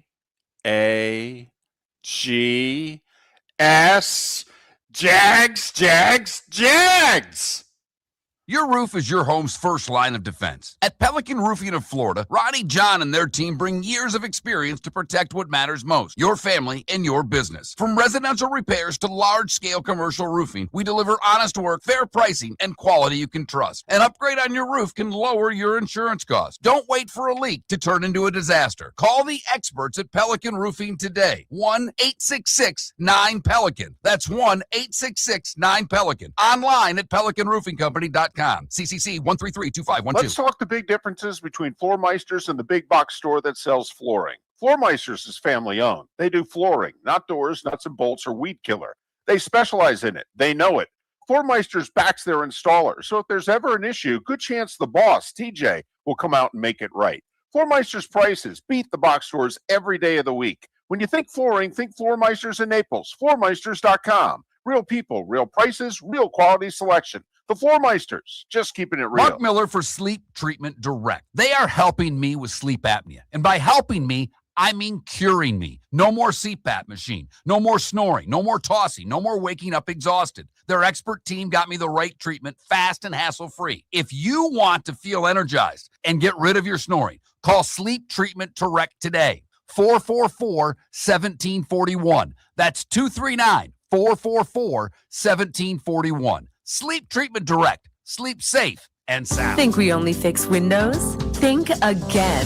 Your local Glass Doctor Home and Business does so much more to upgrade your home. We custom build stunning shower and bath enclosures, install sleek glass doors and windows, and can bring fresh life to foggy or cracked panes. Need a glass tabletop or a statement mirror? Yep, we do that too. If it's glass and it's in your home, we're the team to call. Call the Glass Doctor, we fix your pains. Oh yeah. Football Football season is back, and celebrate your game day with Jimmy the Beef Guy. We're talking tender, juicy Chicago beef sandwiches. Whether your party's for 10, 100, or 200, bring game day to your house with Jimmy the Beef Guy. The catering packages come with the beef, the gravy, the peppers, the bread, everything you need. 2 convenient locations, Fort Myers and Bonita Springs. Skip the ordinary and bring the beef. Jimmy the Beef Guy, Chicago flavor, Southwest Florida style. Call today or visit jimmythebeefguy.com. Tell him Miller and Moulton sent you. The holidays are here, and our special showcases of overstocks and estate jewelry is waiting. 50% off diamond bracelets, rings, earrings, pendants, even stunning colored gemstone jewelry with tanzanite, sapphire, rubies, and more. Todd and I are in the store every day to help you uncover the perfect gift. Wrap up a little magic this year. Hurry in. These 50% off deals won't last. Only at the Diamond District. Hablamos Espanol. This is Miller and Moulton.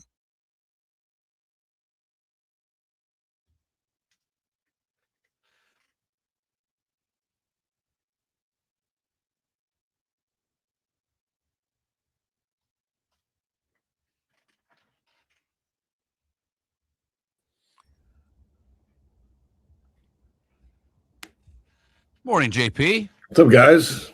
How are you? I'm well. How are you guys? Good. Hi, Hanging Dave. in there. Yeah, good to see you, bud. Good to see you, man.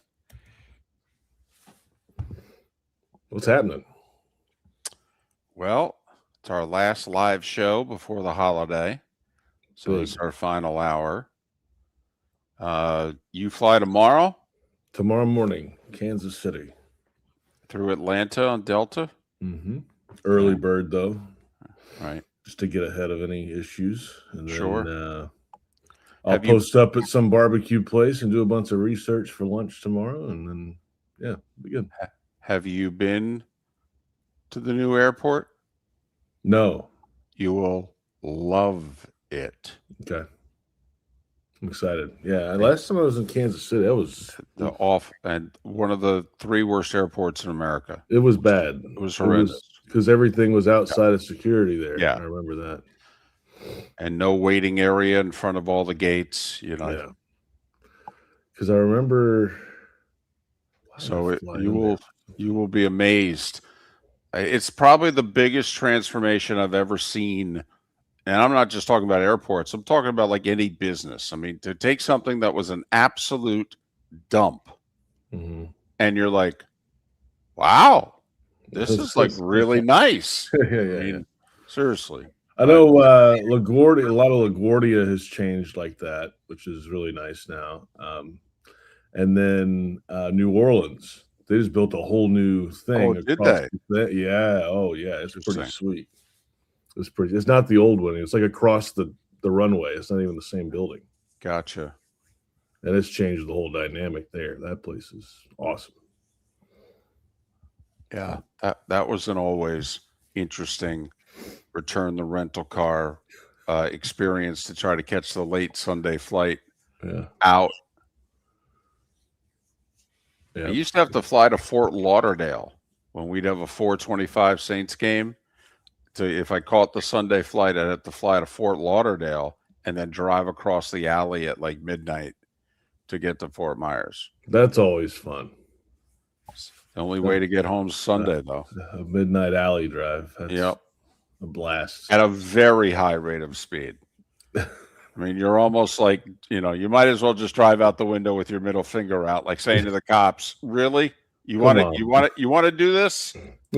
I'm out here for a reason, Yeah. I mean, I'm just getting home, man. That's fine.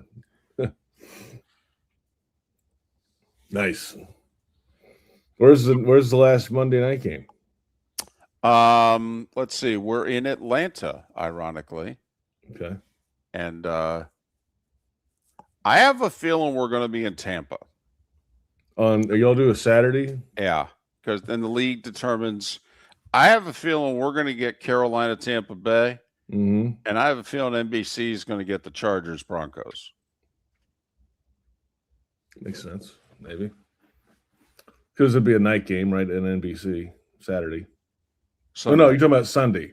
Yeah, you're talking about Saturday for Tampa. Yes, because we have a doubleheader on Saturday, and the league obviously picks all the games and who gets what. but they want the Saturday. Remember 3 years ago we did Tennessee, Jacksonville. Winner won the South. You know, that was the league picked it. Here you go.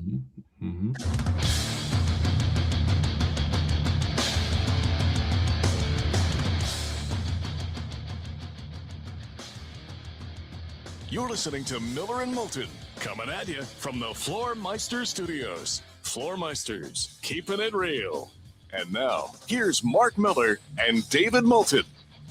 And he normally joins us on a Thursday, but that's Christmas. We're not live on Christmas. And besides, he'll be in Kansas City broadcasting Broncos Chiefs for Westwood One. He's JP Shadrick, Jags Radio Network, Touchdown Radio Network, Westwood One Radio Network. Follow him on X at JP Shadrick, SHADRICK. Hey, an early Merry Christmas, and thanks for all that you give us on this show. How are you? I'm doing well. Good morning, guys. Love you. Great to be back with you. Great to see you back in here, Dave. We missed you last week. Last week might have been the best show we've done all year. Dave was not here with us. It was me and Mark, and we had a great time. It was unbelievable.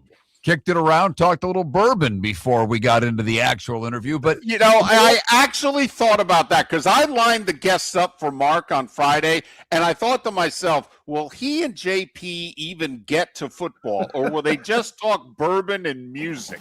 No, we did football the entire time, believe it or not. We did the bourbon before the interview started. But, you know, when I asked you, when you talked about the game, you're like, you know, aren't they due for a lot? Aren't they due? So when you looked at the game and you're watching the game and you're doing pre and post and taking your notes for the post game and your observations, what were the keys to victory? Look, as it was happening, what were you seeing that impressed you the most about a great performance? I mean, Trevor Lawrence is playing at an MVP level. He's not going to win it, I don't think. Stafford's got the big numbers, but it's the best he's played in his career easily. 4 straight games now over 100 rating. He doesn't hesitate. He's clean in the pocket. The offensive line has a hand in that.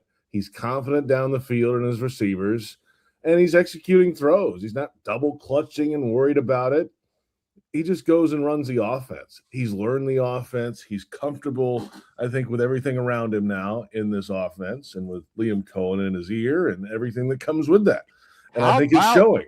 How about the Jags receivers, who for the first 10 weeks of this year were the worst receiving core in the league in terms of drops? JP, right now, you can't get them to drop a pass that's overthrown, underthrown, wide left, wide right. They're catching everything. When you add Jacoby Myers to the mix, Mr. Reliable, that's kind of been his MO in his career. He doesn't drop footballs. He's been a consistent guy. And then Parker Washington has come through and continued to make plays. And Brenton Strange, the tight end, as we talked about last week, Mark, both, you know, working in both the run game and the pass game. He's great. Now, I think they put Surtain on Brian Thomas Jr. a lot, so it kind of negated him.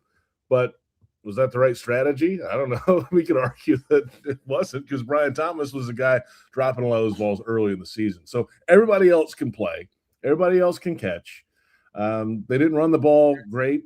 But when you're throwing it like this, early in the season, they had issues with it, right? Because Trevor couldn't execute when they were stopping the run or trying to load up against the run. They almost dared them to throw it. Now, beware, because everything's working.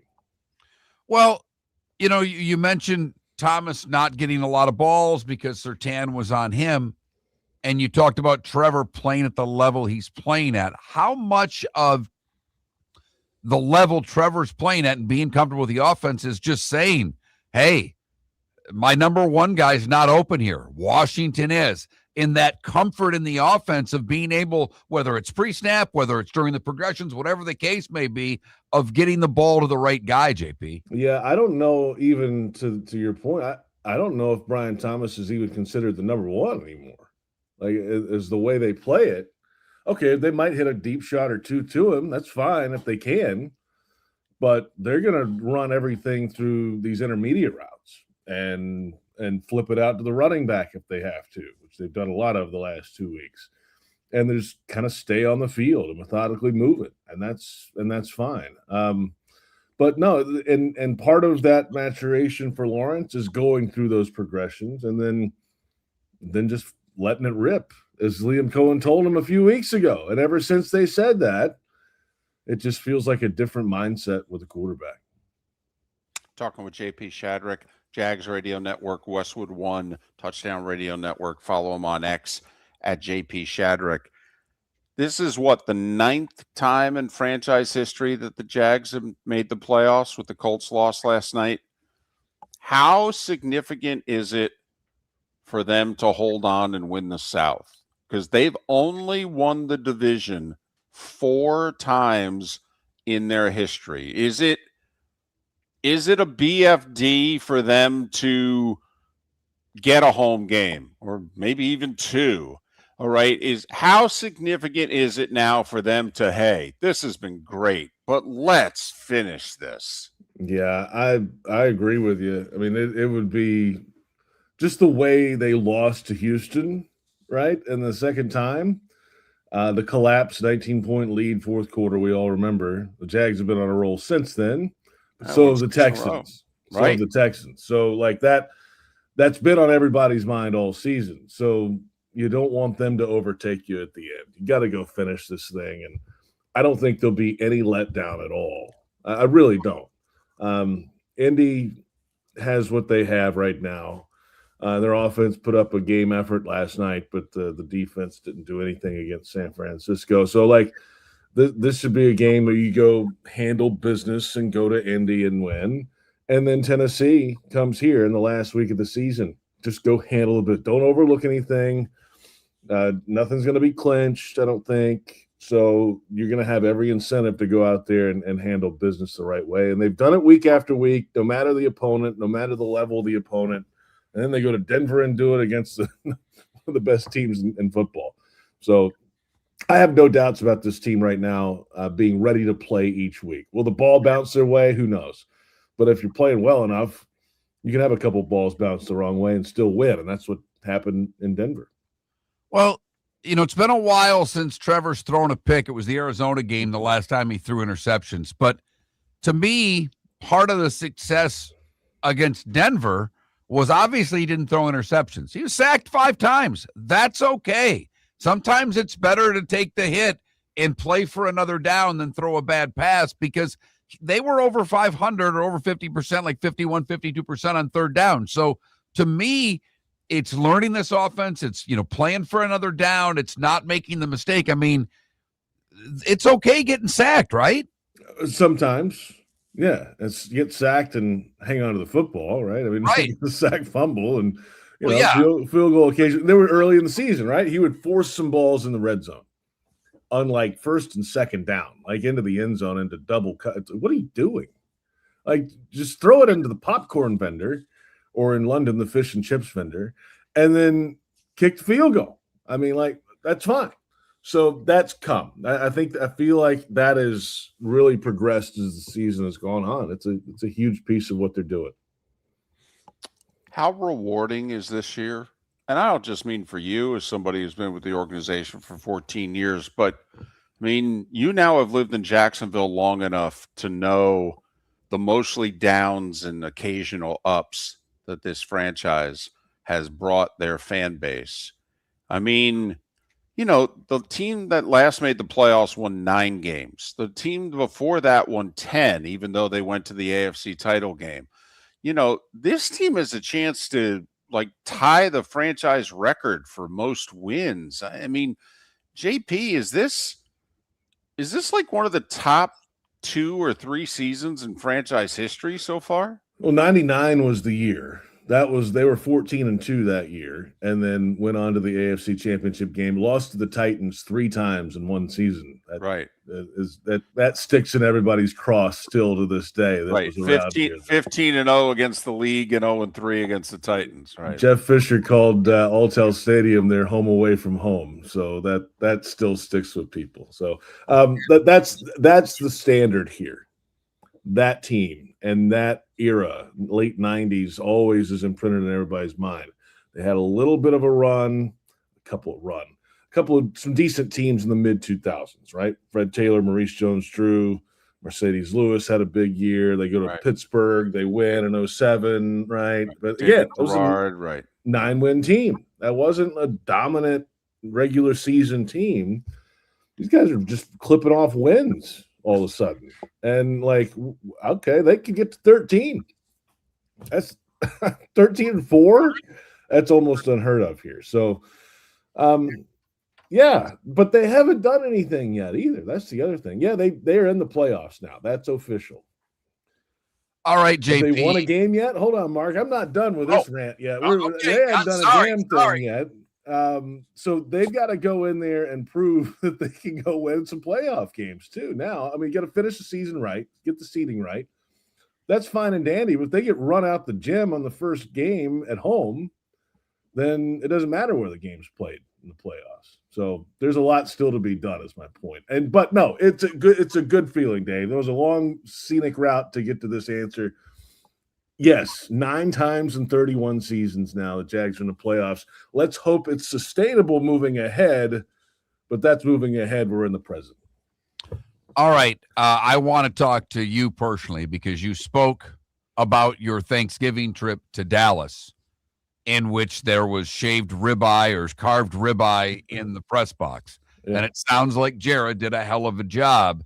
What will Kansas City have to do on Christmas to at least be in the area code? I mean, good barbecue in that city, obviously.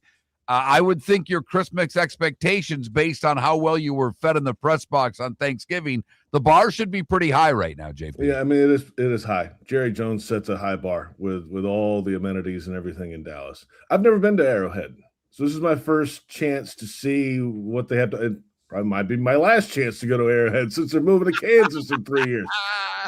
So I'm curious to see. I think the Hunt family probably does it similar, is my guess, my feel, a view of them. It's good. It's good. Yeah. It's not great. Okay. It's good to very good. And they usually don't do barbecue. I can see that. Yeah. They do standard meat and potato, but they don't do barbecue. So but it's Christmas. Yes. But get your barbecue tomorrow when you fly in on Christmas Eve. Oh, yes. I'm going straight to Arthur Bryant's, and I'm going to sit there and I'm going to do research and grab me some burn-ins if they got any left, and enjoy the afternoon in Kansas City. It's Christmas Eve. Do you already check it out? Is there a closing time of this restaurant? I do not want you to get shut out, JP. Well, if not, I'll go to another one. There's Gates, there's Oklahoma Joe's, there's a few others. No, you'll be all right. So I think I'll figure something out. Some food will go in tomorrow. Yes. And it sounds like Westwood One is getting the receipt, is what it sounds like. Because remember, he said there's evidence, Westwood One. He said he was doing some research. Merry Christmas. Merry Christmas, JP. American Paint Supplies, for nearly 30 years, is your one-stop shop for all your coating needs. If you are a designer, a contractor, a professional painter, or a weekend warrior, American Paint Supplies is the place where experts go to get expert solutions. At 6100 Shirley Street in Naples off of Pine Ridge, American Paint Supplies delivers the best solutions with the best products with the best support. Meet Gene and his team today at American Paint Supplies. Call 239-566-2700. That's 566-2700 or online at AmericanPaintSupplies.net. Got a cracked window or foggy glass? Don't wait for the next storm to make it worse. Your local Glass Doctor Home and Business is just down the road and ready to help. From leaky frames to shattered panes, we've got the tools and the know-how to get your home or business storm ready. With flexible scheduling and our done right promise, you'll be in good hands. So before or after the weather hits, call your neighbors at Glass Doctor. Glass Doctor, Glass Doctor. Call the Glass Doctor. We fix your pains. Oh, yeah. Let's talk the big differences between Floor Meisters and the big box store that sells flooring. Floor Meisters is family owned. They do flooring, not doors, nuts and bolts, or weed killer. They specialize in it. They know it. Floor Meisters backs their installer. So if there's ever an issue, good chance the boss, TJ, will come out and make it right. Floor Meisters prices beat the box stores every day of the week. When you think flooring, think Floor Meisters in Naples. FloorMeisters.com. Real people, real prices, real quality selection. The Floormeisters, just keeping it real. Your roof is your home's first line of defense. At Pelican Roofing of Florida, Ronnie, John, and their team bring years of experience to protect what matters most, your family and your business. From residential repairs to large-scale commercial roofing, we deliver honest work, fair pricing, and quality you can trust. An upgrade on your roof can lower your insurance costs. Don't wait for a leak to turn into a disaster. Call the experts at Pelican Roofing today. 1-866-9-PELICAN. That's 1-866-9-PELICAN. Online at pelicanroofingcompany.com. CCC 13325. This is Miller and Moulton.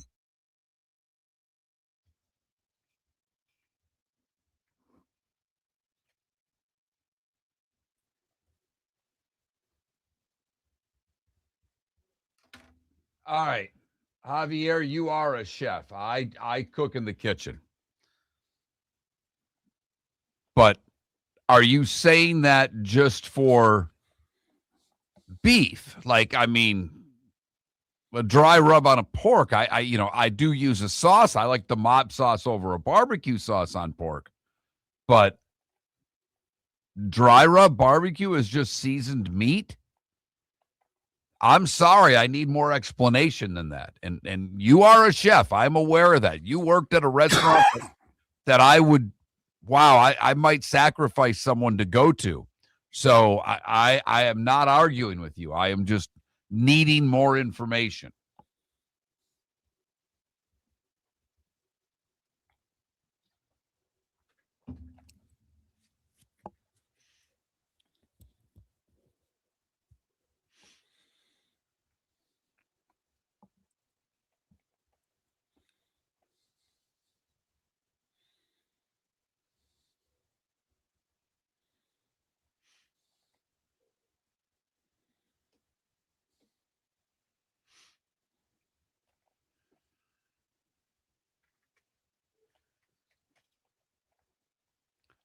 No, Canada Relief. Just stay north of the border. Don't tip anybody and eat your fries with gravy, okay?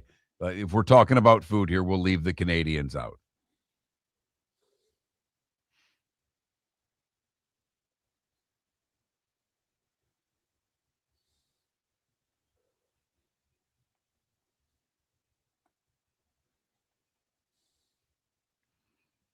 I mean, in my personal dry rub that I use for pork Canada Relief, I think I use 8 or 9 different spices. So no, it's not just mustard powder. That is one of the more inaccurate things ever said about barbecue.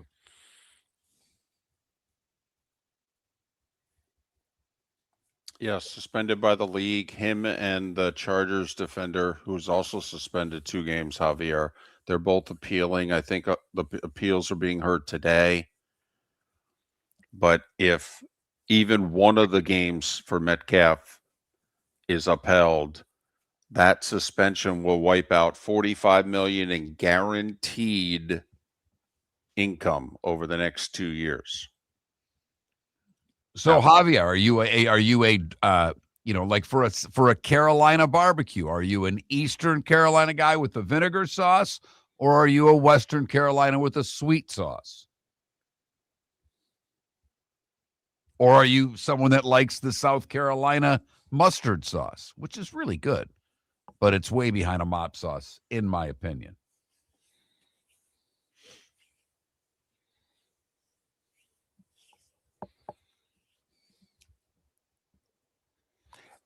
Sonny, I don't know how much the president, the connection in between the GM and the owner, I don't think they're considered all that much for executive of the year.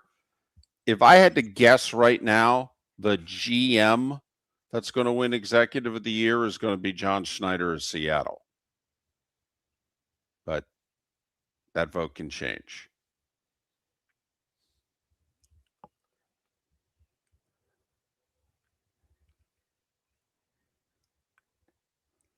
So you need a sweet, tangy barbecue sauce is what you're saying, Javier. You've got my email. You want to send me your recipe, I'd be happy to make it. I've experimented with making barbecue sauces. It's kind of fun. But I do like my vinegar-based mop sauce. And I would argue that it's not just vinegar.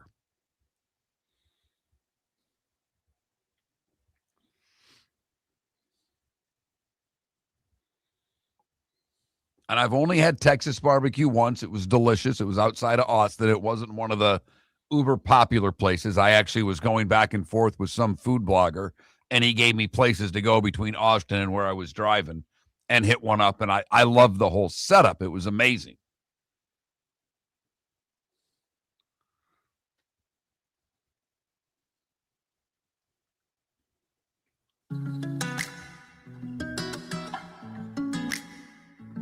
Welcome back to Miller and Moulton. Text the guys what's in your mind at 21,000.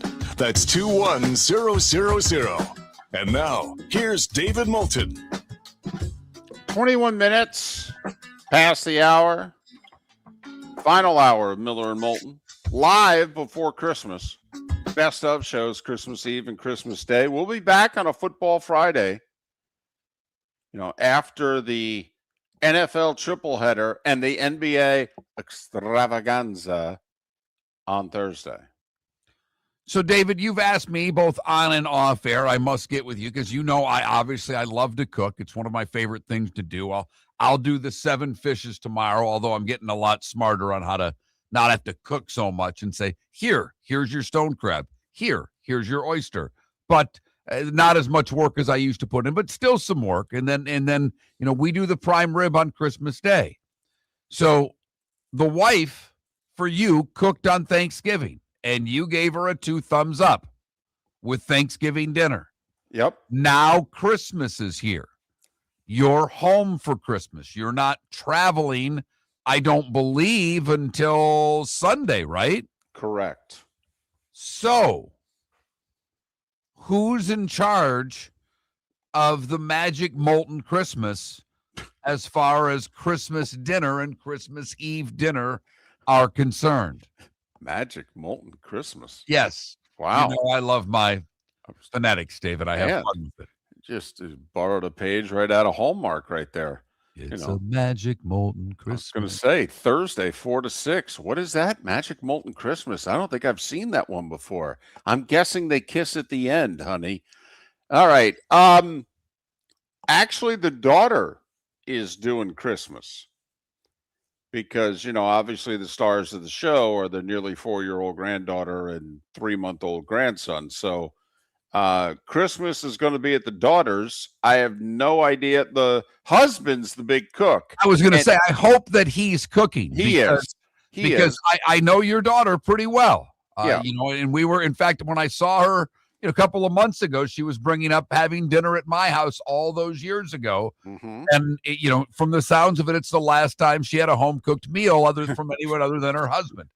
So the husband is in charge of the meal. That's a lot of pressure. I mean, or is it? Because you'll eat anything that's not nailed down. So what's the pressure level, and does he feel it? Well, if he feels it, it's all within. Because obviously, I mean, I'll eat.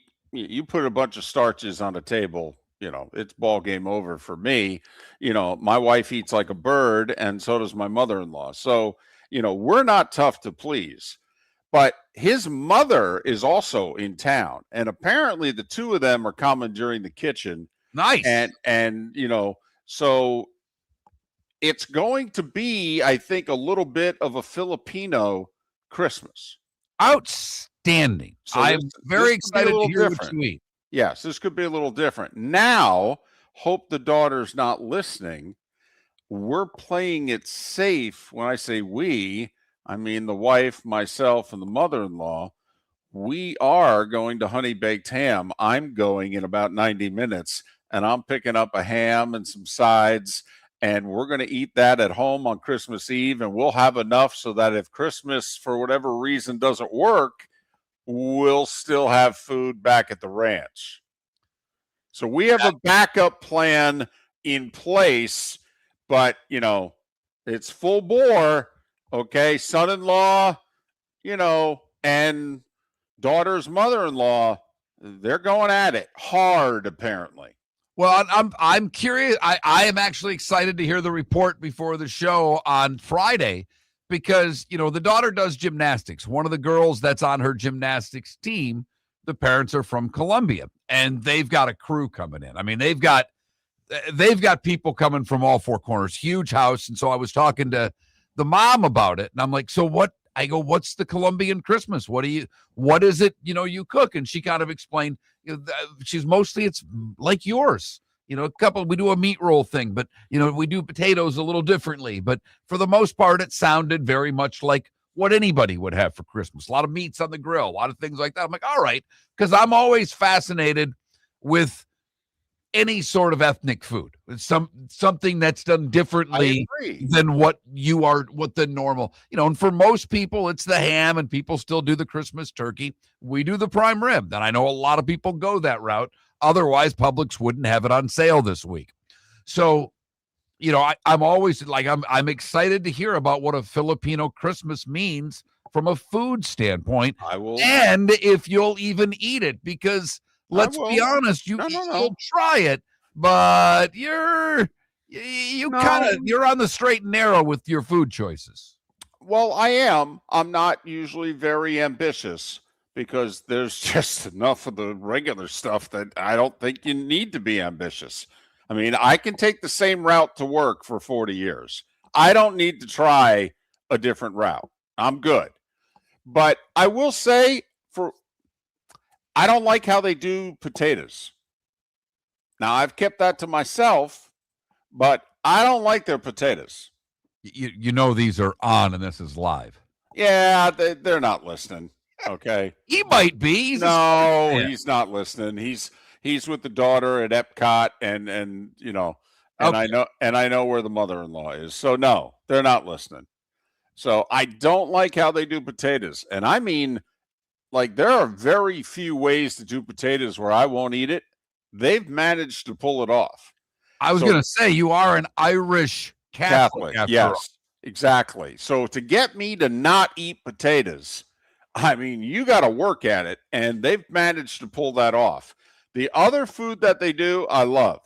So I'll take pictures. I'll send them to you, and we'll have a full scouting report of the 2 meals on Friday. We will. I'll be curious what the dessert is and whether or not anybody's baked anything. But my understanding is they're going to town. Desserts, Christmas cookies. That's all I'm saying. Anybody expects anything more at our house other than Christmas cookies on Christmas, that's all they're getting. Gotcha. But there may be a pie.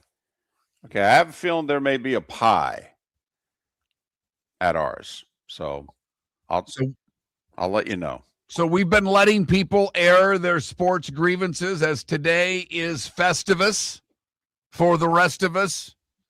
Enjoy it. As David said, we'll be back on a Football Friday. We're taking Christmas Eve and Christmas Day off. The show will remain the same. We've got Best Ofs running. As you get ready for your sports weekend, I challenge all of you NFL fans to give me a reason. And the only reason anyone gave me to watch is to gamble on the games. That's it. And you're right. I'd rather watch the NBA this Christmas. I really would. And I can't remember since the NFL started this fiasco of playing on Christmas when I've ever said that. Well, and think about it if you're the NFL. The first game involves the Cowboys, okay? And a team that went to the NFC Championship game a year ago in the Commanders, and it's a rivalry game, and yet it's not a good game standings-wise. Okay. But you're right, it is the Cowboys. Right. So and then in preseason, it looked like it would be a monster when this was put on the table. And then, of course, the middle game involves two teams who last year ended up playing for the 1 seed the final week of the season. And who knew that both were going to miss the playoffs this year? I understand the Lions are still mathematically alive.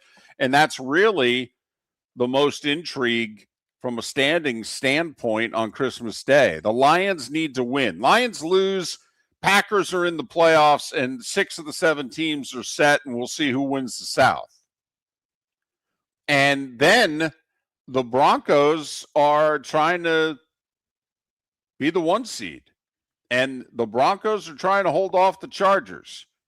Now, I'll say this. If the Chargers win this weekend against the Texans, no matter what Denver does against Kansas City, the Chargers have a chance to win the West because remember, the Chargers won the first meeting. So they would go to Denver week 18, a game back of the standings, or if Denver were to shockingly lose, they'd be tied, and the Chargers could still win the West. But yes, not a lot riding on the 3 NFL games. Miller and Moulton.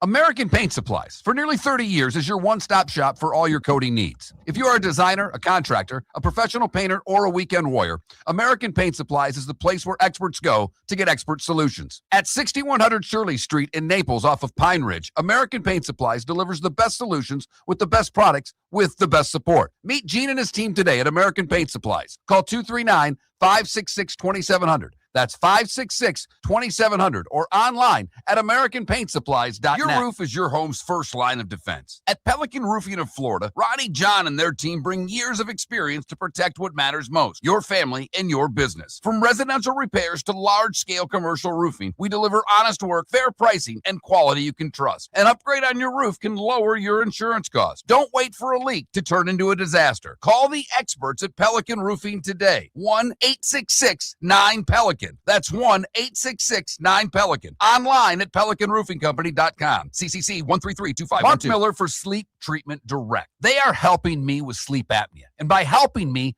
I mean curing me. No more CPAP machine. No more snoring. No more tossing. No more waking up exhausted. Their expert team got me the right treatment, fast and hassle-free. If you want to feel energized and get rid of your snoring, call Sleep Treatment Direct today.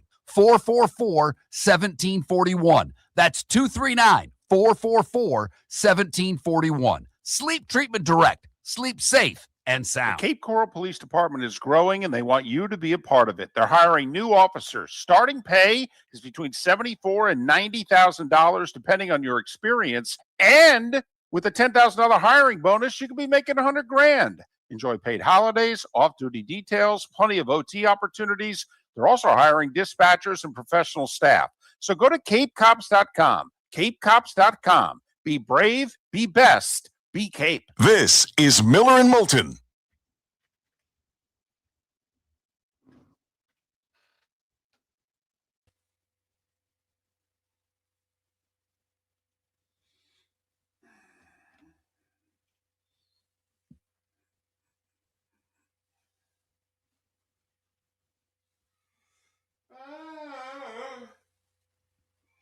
Sonny, I haven't had a drink in a few weeks. I won't have any for Christmas.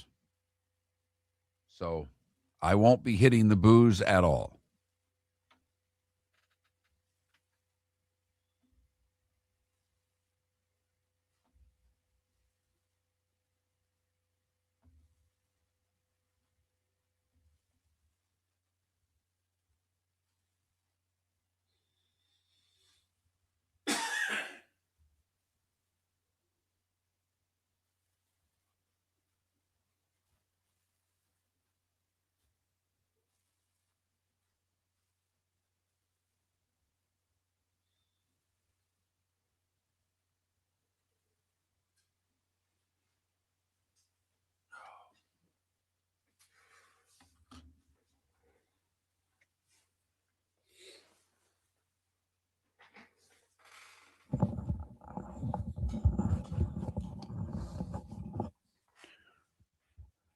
So, David, I see 3 Filipino potato dishes that I looked up. There's one with coconut milk. There's one with like soy sauce and rice vinegar and brown sugar. And there's another one with like ground beef and peas. Okay, it's not the ground beef and peas. It's funny that you mentioned the second one because I swear there's vinegar in it and it tastes bad. And they've made it like 3 different times. And no, they're not doing it so that I don't eat them and they have more for themselves. It's just how they do their potatoes. A couple of things. Somebody asked in the Twitch chat room, did we lose a system play last night? No. First off, Missouri, Illinois. Illinois was technically the home team, but also it was a neutral site game. It didn't count. Right. And someone asked about the Dolphins. Ewers is listed as a starter. He'll play again this week. The likelihood is he'll then play the finale no matter what. And Tua is officially listed as the third-string quarterback. He's never going to take another snap because if he were to get hurt, they're on the hook for an extra $20 million next year against the cap. So no. And Paula, Native American Indian or Indian Indian? Right. That's really my question for you. Right.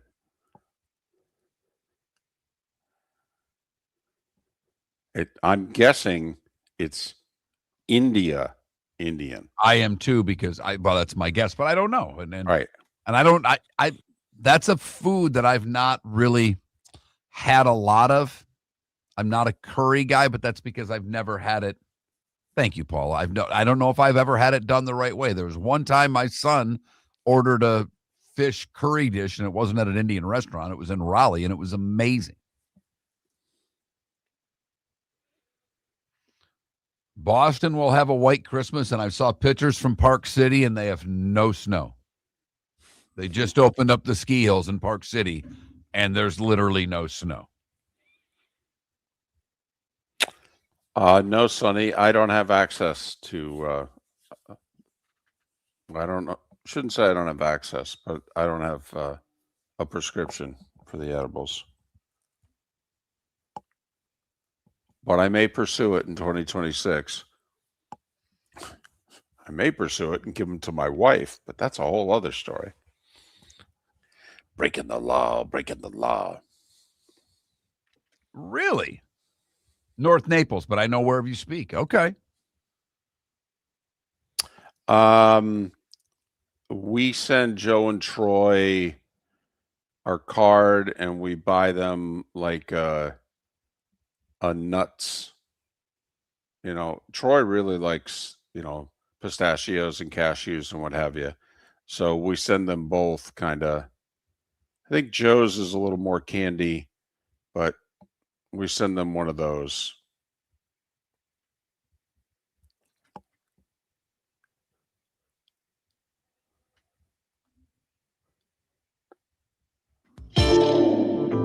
Welcome to the bonus hour, brought to you by Jason and Todd at the Diamond District. And now, here's Mark Miller and David Moulton. Home stretch, final segment of our last live show before Christmas. Best of on Eve and Christmas Day. We'll be back for a Football Friday on the 26th. Miller and Moulton, millerandmoulton.com, Miller_Moulton on X. If you missed Pat Kirwan and JP Shadrick on the show, go to millerandmoulton.com and download what you missed after the show. It's that time again, nearing the end, but not quite there yet. Here's Mark Miller with Today Was the Day When. We start in 1779. Benedict Arnold, court-martialed for improper conduct. That's the least of it. 1783, G-Dub resigned. General George Washington resigns his military commission as Commander-in-Chief of the Army. Van Gogh got nuts with a razor today in 1888. He would cut off part of his left ear after an argument with a fellow painter. He would then send it to his lady friend for safekeeping. How about a promise ring? How about an ear? Woodrow Wilson signed the Federal Reserve Act today in 1913, establishing the modern central banking system of the United States. Today in 28, NBC establishes a permanent coast-to-coast radio network. The first coast-to-coast televised NFL title game was today in 1951. It was at the LA Coliseum. The Rams beat the Browns 24-17. Raiders fans, you call this an incompletion. In Pittsburgh, they have a statue at the airport for it because it was today in 72. Franco in the Immaculate Reception. Last-second touchdown, taking a 7-6 deficit into a 13-7 win. David, in one of the biggest upsets in sports history, happened today in 1982. You really can argue, you can make the case it's the greatest upset in U.S. sports history. Not the most memorable, but you really could make the case this is the upset of upsets. NAIA Chaminade, with only 900 students, beats Ralph Sampson and Virginia 77-72.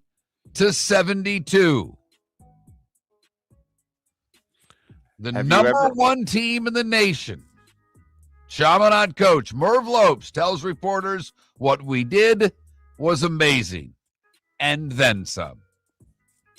So the game's played in Hawaii.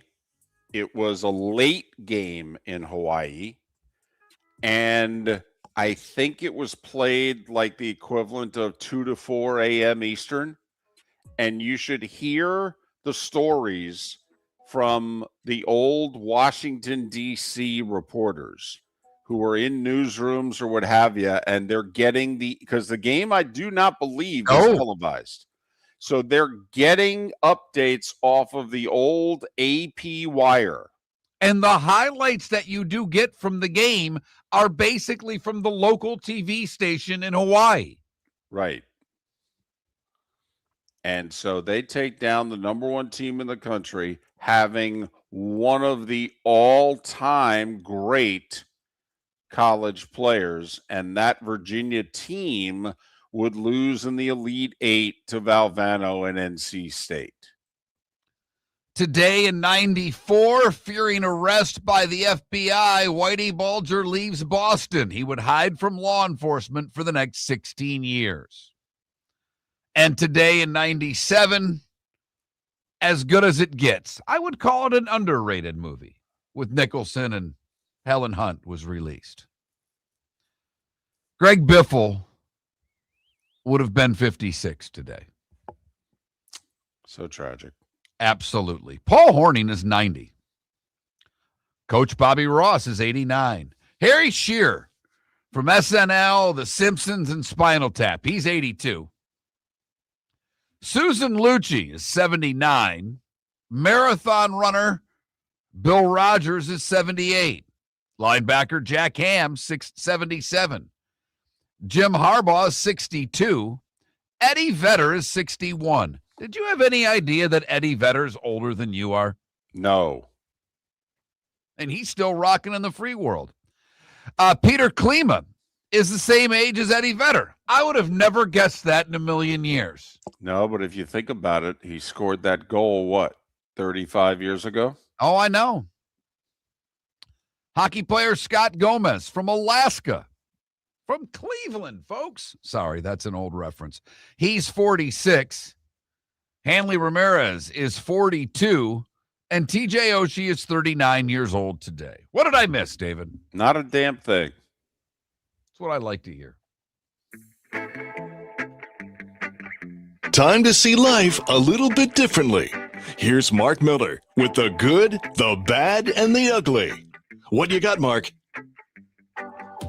We go to Washington State University for the good, where veterinarians at Washington State took care of a miniature donkey named Elsa, giving the donkey a prosthetic leg, enabling the donkey to walk.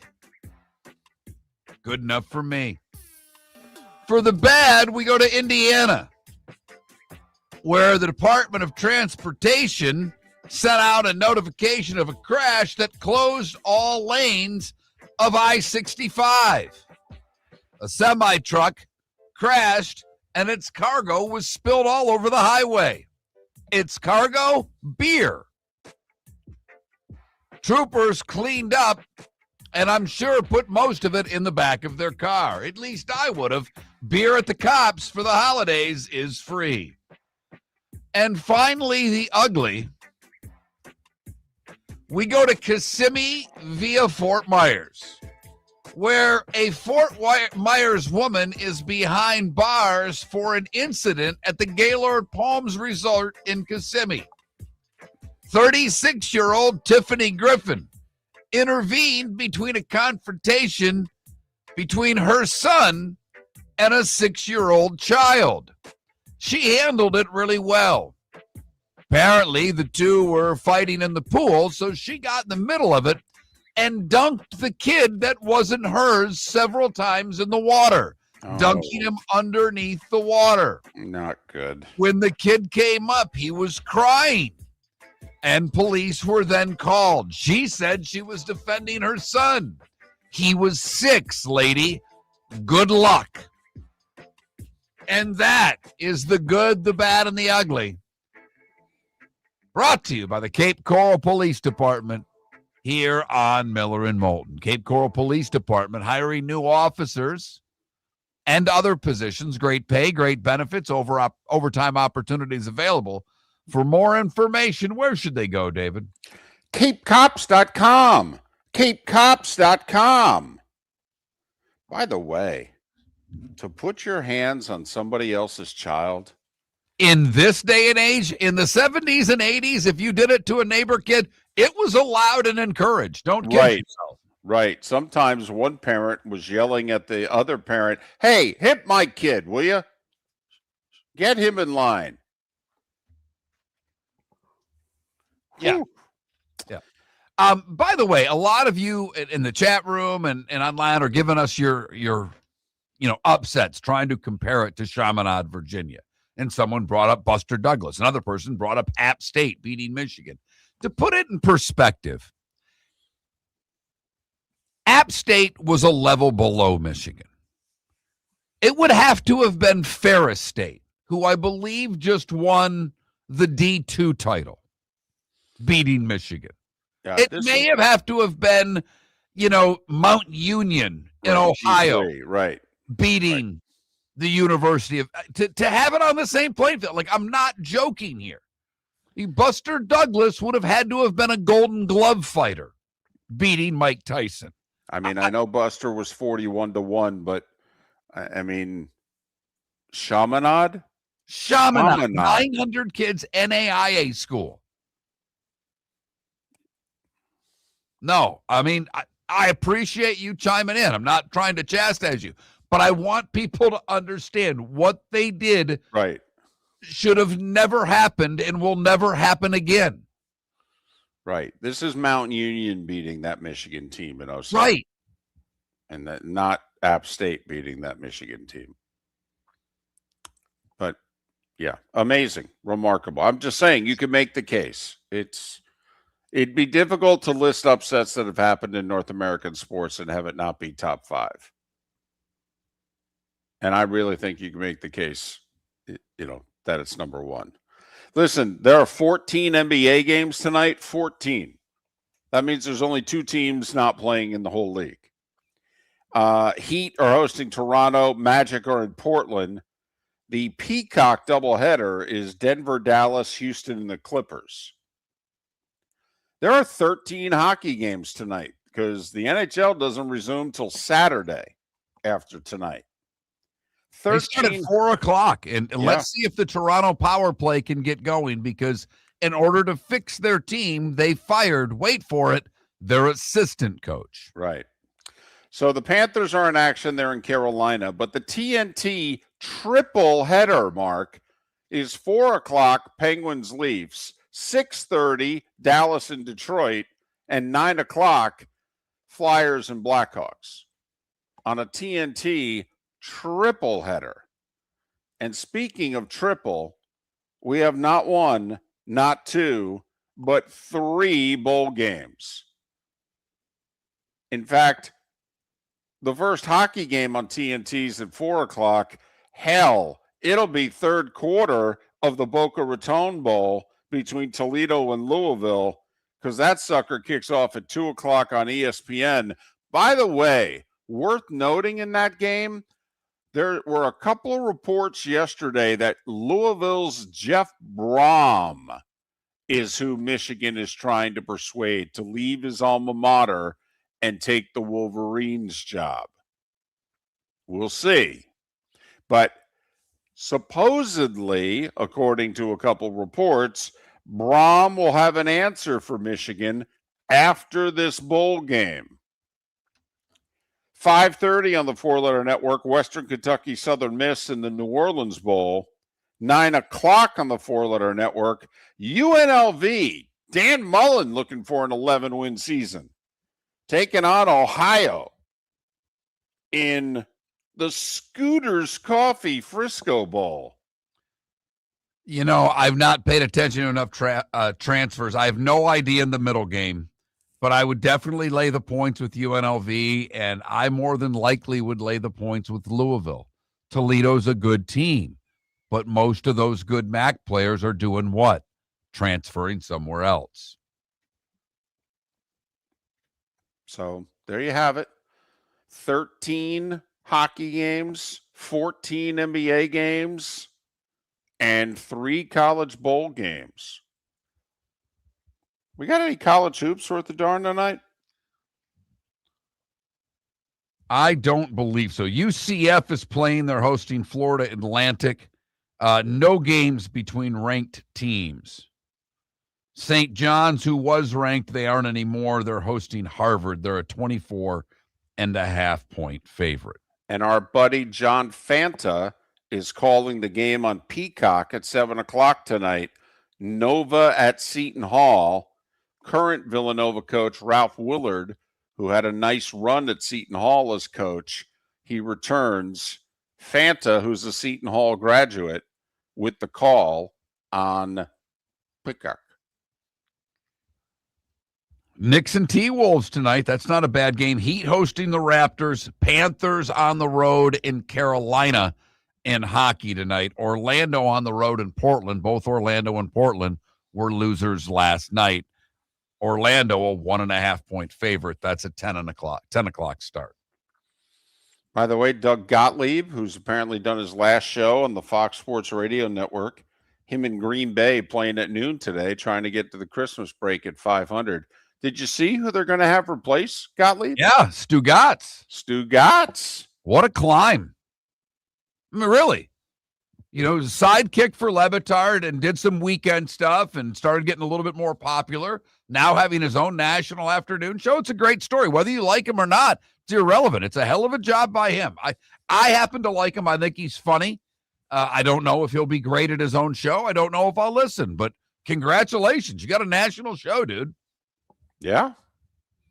I mean, he's not my cup of tea, but, you know, if you can get a national gig, hats off to you.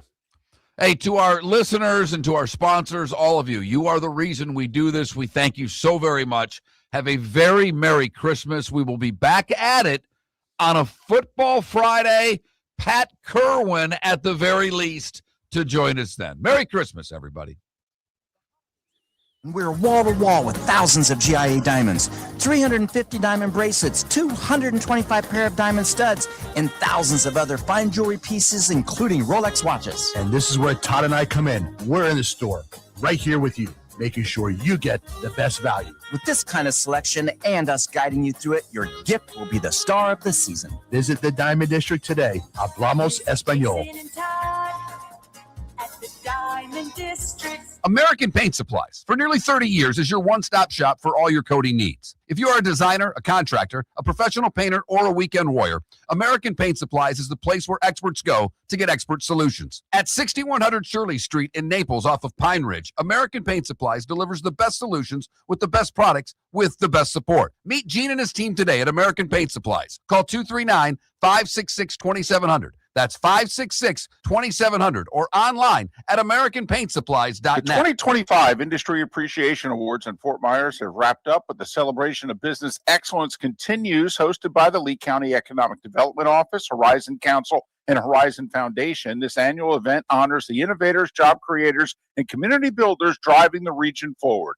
Visit IndustryAppreciationAwards.com to see this year's winners and learn how local businesses are shaping a stronger, more resilient economy for Lee County building a better community through business, sports, and tourism. Your roof is your home's first line of defense. At Pelican Roofing of Florida, Ronnie, John, and their team bring years of experience to protect what matters most, your family and your business. From residential repairs to large-scale commercial roofing, we deliver honest work, fair pricing, and quality you can trust. An upgrade on your roof can lower your insurance costs. Don't wait for a leak to turn into a disaster. Call the experts at Pelican Roofing today. 1-866-9-PELICAN. That's 1-866-9-PELICAN. Online at pelicanroofingcompany.com. CCC 1332512. When Glass Doctor replaces your windshield, we don't just send you on your way, we send you off protected.